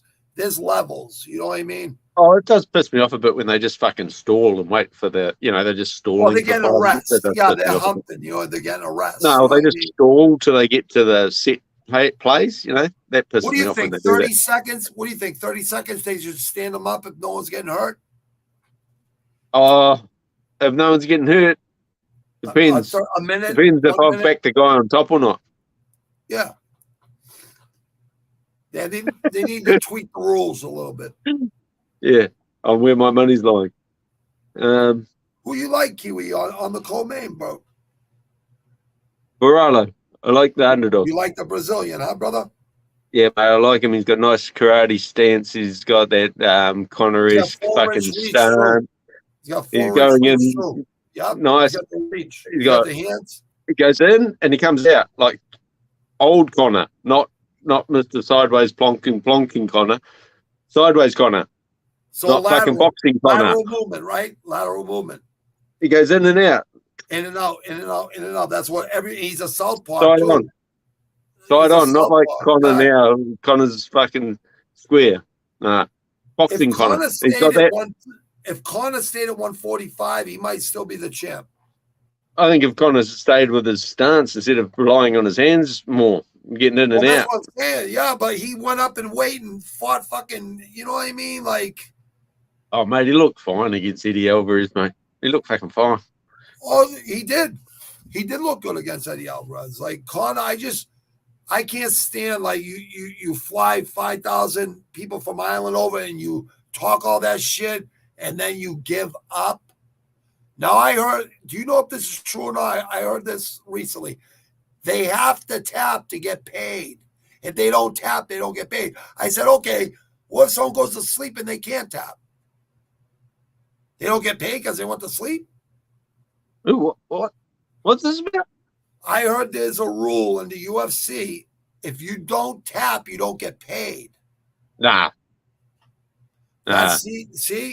See, that's what I heard. And that came from UFC fighters. So Michael Bisping didn't get paid to fight Georges St. Pierre? No way, man. He got paid. You know who said this? Bobby Green said this on Joe Rogan Experience a couple days ago. Oh, really? No way. I could have sworn that's what Bobby they said. Green's. Fuck, I didn't realize that fucking Bobby Green got so that fucking Islam Makhachev fucking hit Bobby Green that hard that he went stupid. He had the balls to fight him. No one else would fight him. You got to give Bobby Green credit. You know what I mean? No one else would step up and fight him. Oh, yeah. Well, they couldn't get Dan Hooker there to fight him again. Everyone's avoiding Islam like the plague. I think people are underestimating Gaethje and Oliveira. I think Gaethje and Oliveira are gonna. I like Dariush though. I like Islam. Yeah. I don't think Islam ain't Khabib. Even though he It trained might with be a bit. Khabib's father for 20, 30 years, even though he trained with Khabib all this time. He's no Khabib. Yeah, he's no Khabib, but he's Khabib pretty owns good, him. man. Khabib owns Islam in sparring all the time. Khabib fucking owns everyone, mate. Khabib beats He owns everybody. beers, for fuck's sake. Khabib's going to be in the top 5. I was watching Mighty Mouse today. Mighty Mouse is in the top 3. Khabib's in the top 3, maybe. With John Jones, Mighty Mouse, Anderson Silva, Khabib in the top 5. Maybe BJ Penn in the top 5 too. Or St. Pierre, fucking Canadian fucking friend from Quebec. George de St. Pierre. Yeah, GSP. I mean, I think that's the top 5 right there. Oh, he's number 1, GSP. In my book, I don't know. I GSP. think if John Jones wins the championship belt, which I think he's going to do, I think how can you not call him the best in the world? Yeah. Okay. I know you hate it. We're not going to even go there. I forgot about that. I'm not going to even say that. All right, let's go. Yeah. All right, so okay. you like the Brazilian? I'm going to go with the Russian. Yeah, I like Baralo. I'm going to go with the I know it's probably a dangerous pick because, as you say, the undefeated Russian, but I think he's going to score well on the feet. I like your pick. And I don't see him getting finished because Jolton Almeida couldn't finish him even in set pieces. So that's where I'm going. This main event, I like Luque. I don't even have to think about this one. I like Muhammad as a person. I think he's overrated. He reminds me of Darren Till. He's overrated. But that's my opinion. That's just my opinion. Yeah, no, I can see why. Like Luque is bloody really good, great. He's great. He's nasty. And Luque dropped him last fight, right? He dropped this is the second fight. Oh yeah, what did it take about a minute or something? I think it was first round, right? And that was after he got the eye poked. Muhammad got eye poked or whatever. I'm pretty sure. No, that was Nico Price. He got the doctor stoppage, right? No, it was against Brown? Leon Edwards. Leon Edwards poked him in the eye. And he goes, that's right. All right. That's right. I'm looking at Luque's record. My fault. Yeah. You know what? It wasn't. Oh, that was in 2016. It was the first round, minute 19 of the first round, 2016. Well, that's Jesus. That's 6 years ago. Fighters change in 6 years, but I haven't seen Muhammad. I don't know. All his fights are decision wins. There's no knockouts. You know what I mean? No. But he did look good versus Wonderboy Thompson. I mean, look good versus Wonderboy Thompson. Damian Maia, Leon Edwards, no contest. Leon Edwards, I think, is way underrated. I think he's really good. Yeah, he's fought a lot of good guys. You're right. He lost to Jeff Neal. He lost to Luque. He's fought some pretty good guys. Yeah. He beat Lima. He beat Lima, Sato, Maia, Thompson. But he hasn't fought since December 18th, 2021. I think he's liking that commentating job a little too much. I think to get, like Marvin Agley used to say, to get up out of silk sheets, to get up and run early at 4 a.m. to win a fight, it gets harder the more money you make. Yeah, if you fight for legacy or you just fight for money, you know what I mean? I don't think Muhammad's a legacy fighter. I think Luque is. Yeah, well, I don't know. I'm going to pick Muhammad on this. Okay. I'm picking Muhammad. I'm picking the underdog. He's 33 years old. He's in his prime. You know what I mean? You could be onto something there, brother. If he can can take Luque down, like he did to Thompson. Oh yeah. There's gonna be problems if it goes to the ground. I agree. I know Luque's. You're right. Got some pretty good defense defensive submissions, which could be a problem. Or look what he did to Chiesa. Chiesa tried to sub him, and he just turned around and dashed him. Chiesa is a submission artist himself. You know what I mean? Yeah, So that's and then Luque bloody subbed him. You're right. That was pretty impressive. But yeah, some Muhammad's reason jiu-jitsu was really good. You're right. I just think he's I like overrated. Muhammad. I don't know. Yeah, no, he's a boring defense. He's a boring. That's the one thing, right? It's 5 rounds, and he's a boring point fighter who wins rounds through pressure and takedowns. So you're going to have to get close to Luque, which is not somewhere you probably want to go, because that guy can throw the most killer shots from each stance with each hand. I'm picking Muhammad, but I can see Luque knocking him out. Luque's minus 170. Muhammad, it's a good underdog bet, plus 145. Luque's 21-7-1, and Muhammad's is 20-3-0. So they got about the same amount of fights. Luque got a little bit more, and Luque's got more losses, and Muhammad's got less losses. So for Muhammad to be an underdog here, it should be a little closer. But I'm going with Luque anyways. I'm not betting money. So we're divided on this pick also.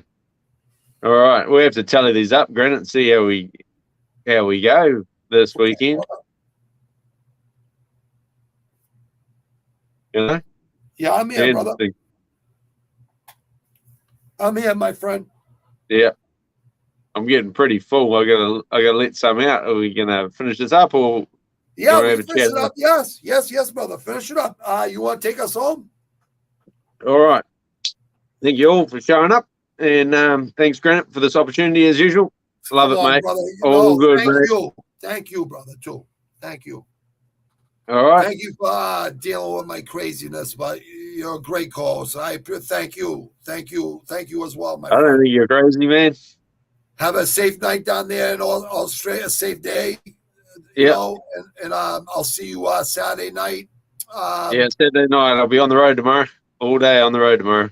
I'll see you Saturday night at Rush Hour MMA. People out there, subscribe to Rush Hour MMA, and obviously subscribe to In the Granite 617. And prayers, and God bless everyone out there. Oh, yeah. Take it easy, my friend Kiwi. I'll end the stream. All right, my friend. Take it easy, my friend. Right. Peace, brother. All right, that's my friend Kiwi and all our friends from Rush Hour MMA. Sean Hart, how you doing, man? Deacon, what's happening, brother? People subscribe to In the Granite 617 and subscribe to Rush Hour MMA. We all watch the fights on Saturdays and Fridays.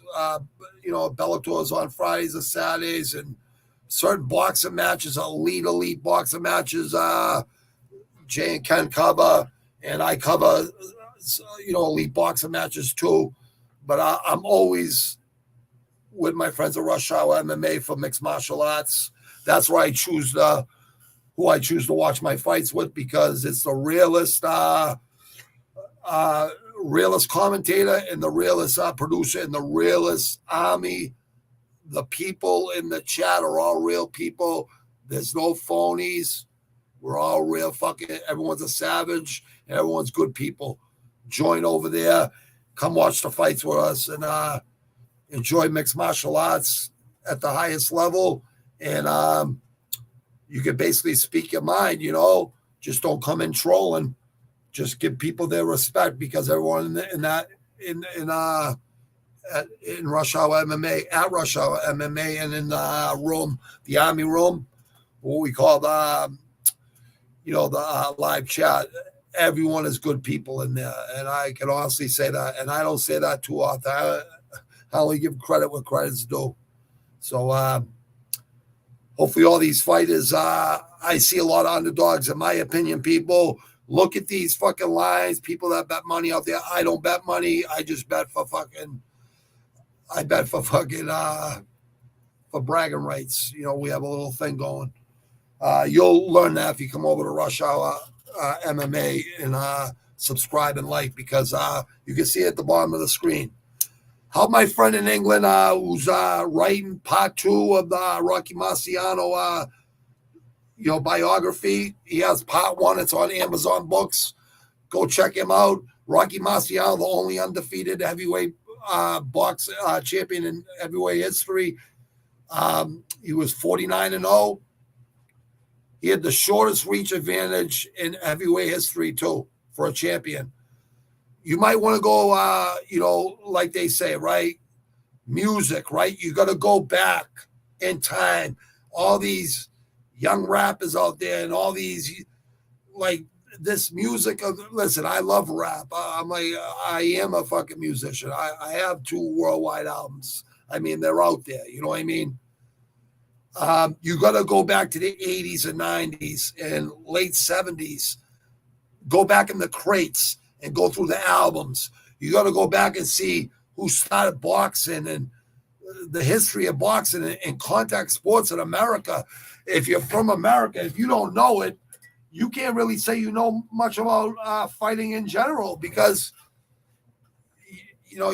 these guys that are boxing these days, they fight once a year. The guys that were fighting when I was growing up and prior to when I was growing up, they fought 5, 10, sometimes fucking a couple times a week, sometimes 3 times in a day.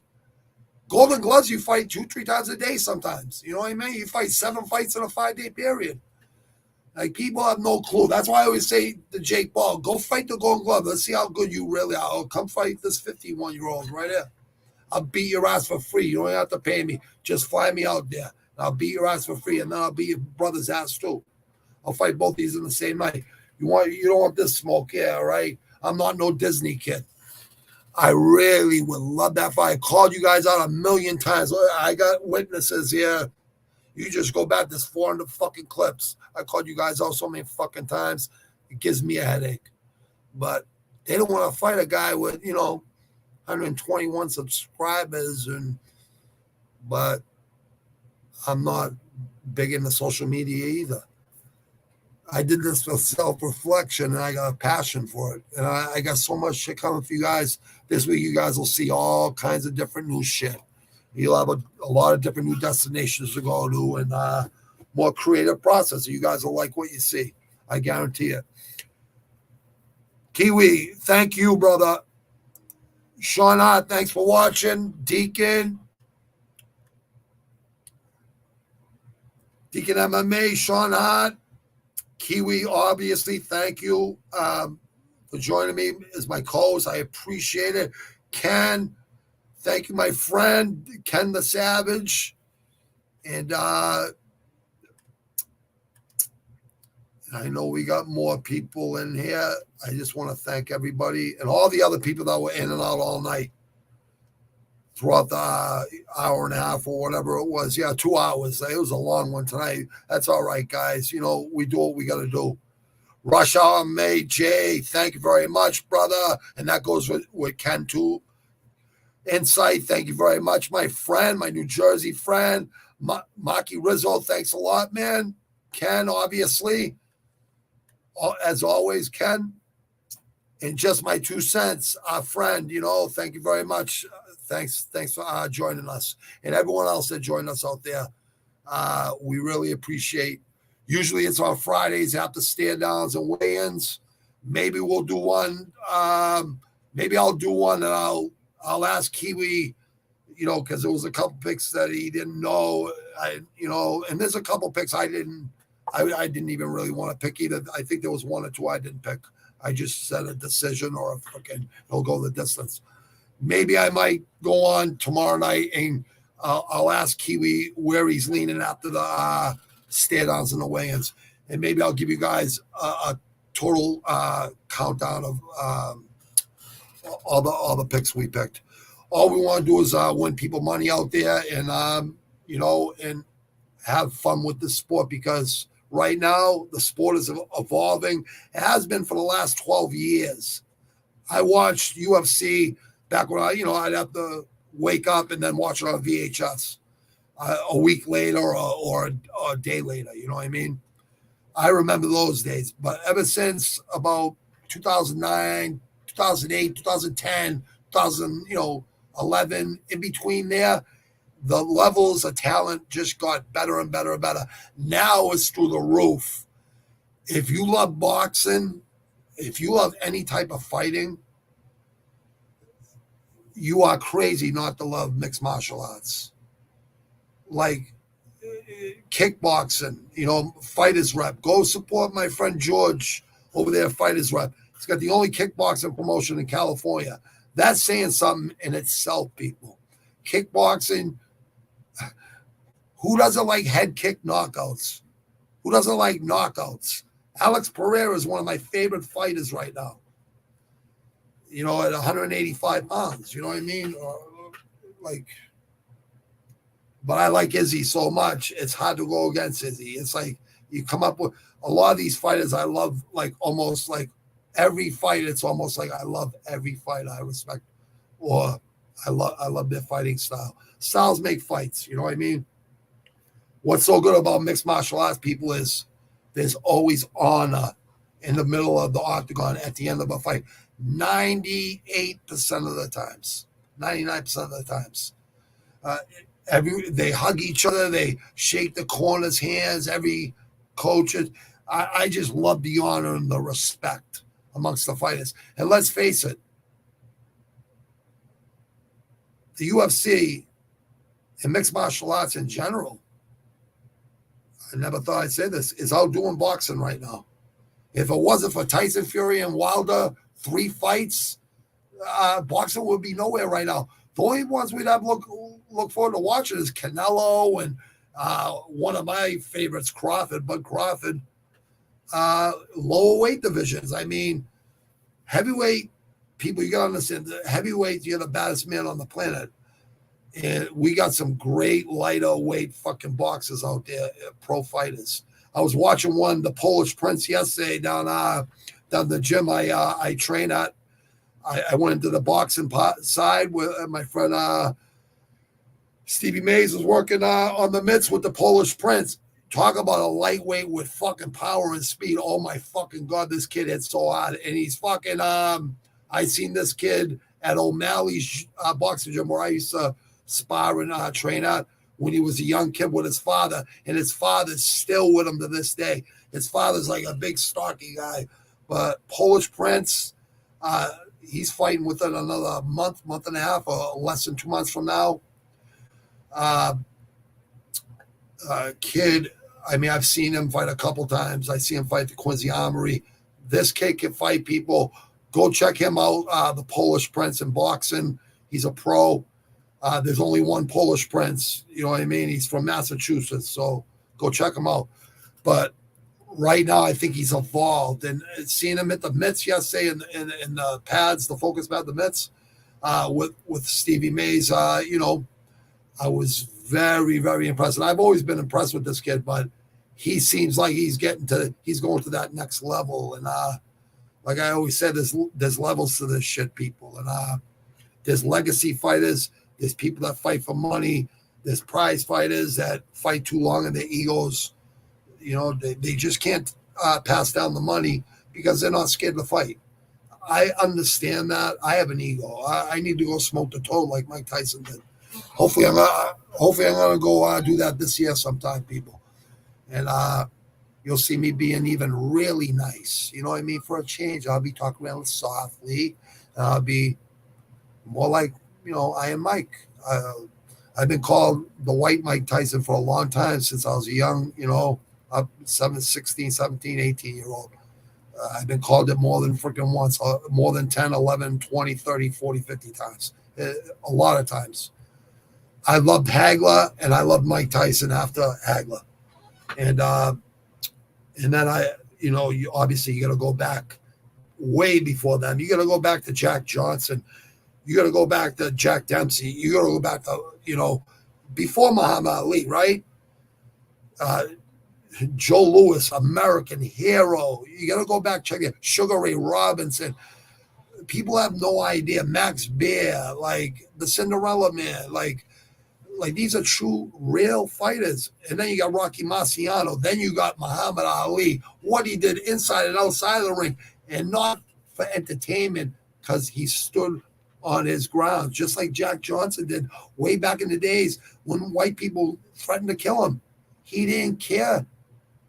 He still had 3 white girls with him. He was married to white girls with him. He had death threats. He still did what he wanted to do. It takes balls. I admire people with balls. And that's why I think it's lacking in America these days, is a set of fucking balls and courage. Because a lot of brave motherfuckers fought for our freedoms. And we have the best fucking place on planet Earth. We are the freest fucking people. And I fucking love America. And I can't stand these little fucking clowns that make our fucking laws and try to change the Constitution and everything, that all the good things we've done in the 400 fucking years of this young country's life, and how much we've evolved and how much better it's gotten for our kids and their kids, hopefully. But if we let kids think it's all right, and the younger generation think it's all right to quit and give up and fucking not be a savage and train every day and go out there and sweat and fucking humble yourself every fucking day and toughen the fuck up and get off your fucking computers and go outside and fucking enjoy fucking life. Like America, come on, man. Check out my, I got plenty of fucking motivational videos on there. I train. I got a scar on my head. You can't really see it probably now because my hair's going longer now. But I fractured my skull, fell 14 feet, right on the cement, right on my head, vertically, over my 2 dogs, grabbed the rail and it gave. I shouldn't even be why I shouldn't be alive. I throw 1,000 punches, do 1,000 push-ups. I'm trying to show people there is no can't, there's only can. So just, anybody, if you doubt yourself out there, face your fears. Pain is temporary. Pride, ego, and, courage and everything is forever. You can't take shit from people. You can never let no one walk all over you. You have to stand up for yourself out there, people. And these teachers these days, and they're way underpaid, just to be fair to the teachers, right? And there are good ones, okay? These professors in college, if you go against America, that's being a traitor. That's treason. And politicians, you go against America, that's treason. That's just as bad as murder. That's just as bad as fucking hurting women, children, elderly people. That's just as bad as all of it. Smarten up, America, out there, and toughen the fuck up, because we got so many fucking freedoms that other countries don't have, and there's a lot of people that fought for those freedoms and died for our freedoms, and I'll never let those people die in vain. So I'll always speak my mind on America, and I love every country out there. No, I don't like North Korea's regime. I don't like their government. I don't like China's government, but I love the people. I love the country. I don't like Putin, but I love Russians. I got Russian friends. I don't even know Ukraine's leader, but I got Ukrainian friends. I got friends all over the globe. We all should come together instead of fucking trying to fucking fight wars. Jesus Christ, haven't we fought enough wars? I mean, we're all just gonna die. I bet you aliens, if there are aliens, they're saying, let's see if these creatures that evolved into humans. Let's see, they got nukes now. Let's see if they blow each other up, because that's all that's gonna happen, people. I don't care what you think you got out there. America is always out of the game in technology. China steals our technology. That's a known fact. I'm not saying nothing that fucking no one don't know. But we got shit. You think our government's going to say, oh, yeah, there's aliens out there. The tic-tac going up and down. You think a Air Force pilot jet is going to fucking lie about what he saw? And the people on the ships that were seeing the same thing on the radar are going to lie? They don't need to lie. That's our technology. It's right near San Diego. It's right where a lot of bases are. Camp Pendleton, all of them. Listen, this technology is a good thing as long as we use it in a good way for things like this, so the whole world can connect to each other and we can communicate, because communication is key.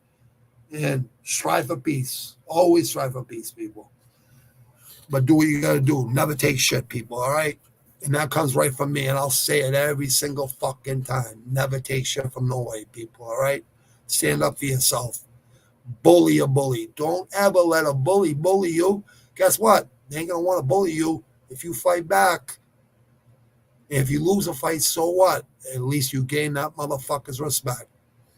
Don't worry about it. Go out there, train hard every day, and keep that mental mind set that you're a winner. And stick with whatever your passions are out there. Don't make someone else rich. If you have to for a while as a stepping stone, because everyone needs to. I worked hard my whole fucking life. Now I choose to work for myself. So a little bit every day, get a little bit better every day, people. And that's all you can do. You can't be perfect. You can strive for perfection. That's it. And have that never say never attitude, and you'll never lose attitude. And even if you lose a few, I guarantee you'll win a lot more than you lose. All right, people, never give up out there. God bless America. God bless Australia. My co-host Kiwi. God bless Rush Hour MMA Fighters Rep. John Cameron from England. All the Rush Hour MMA community. I love you all, people. I know you guys know that. I hope you guys know that. We all stand together. We're loyal. Loyalty is royalty. Take it easy, people. Everyone out there, thank you for joining us. Have a blessed weekend.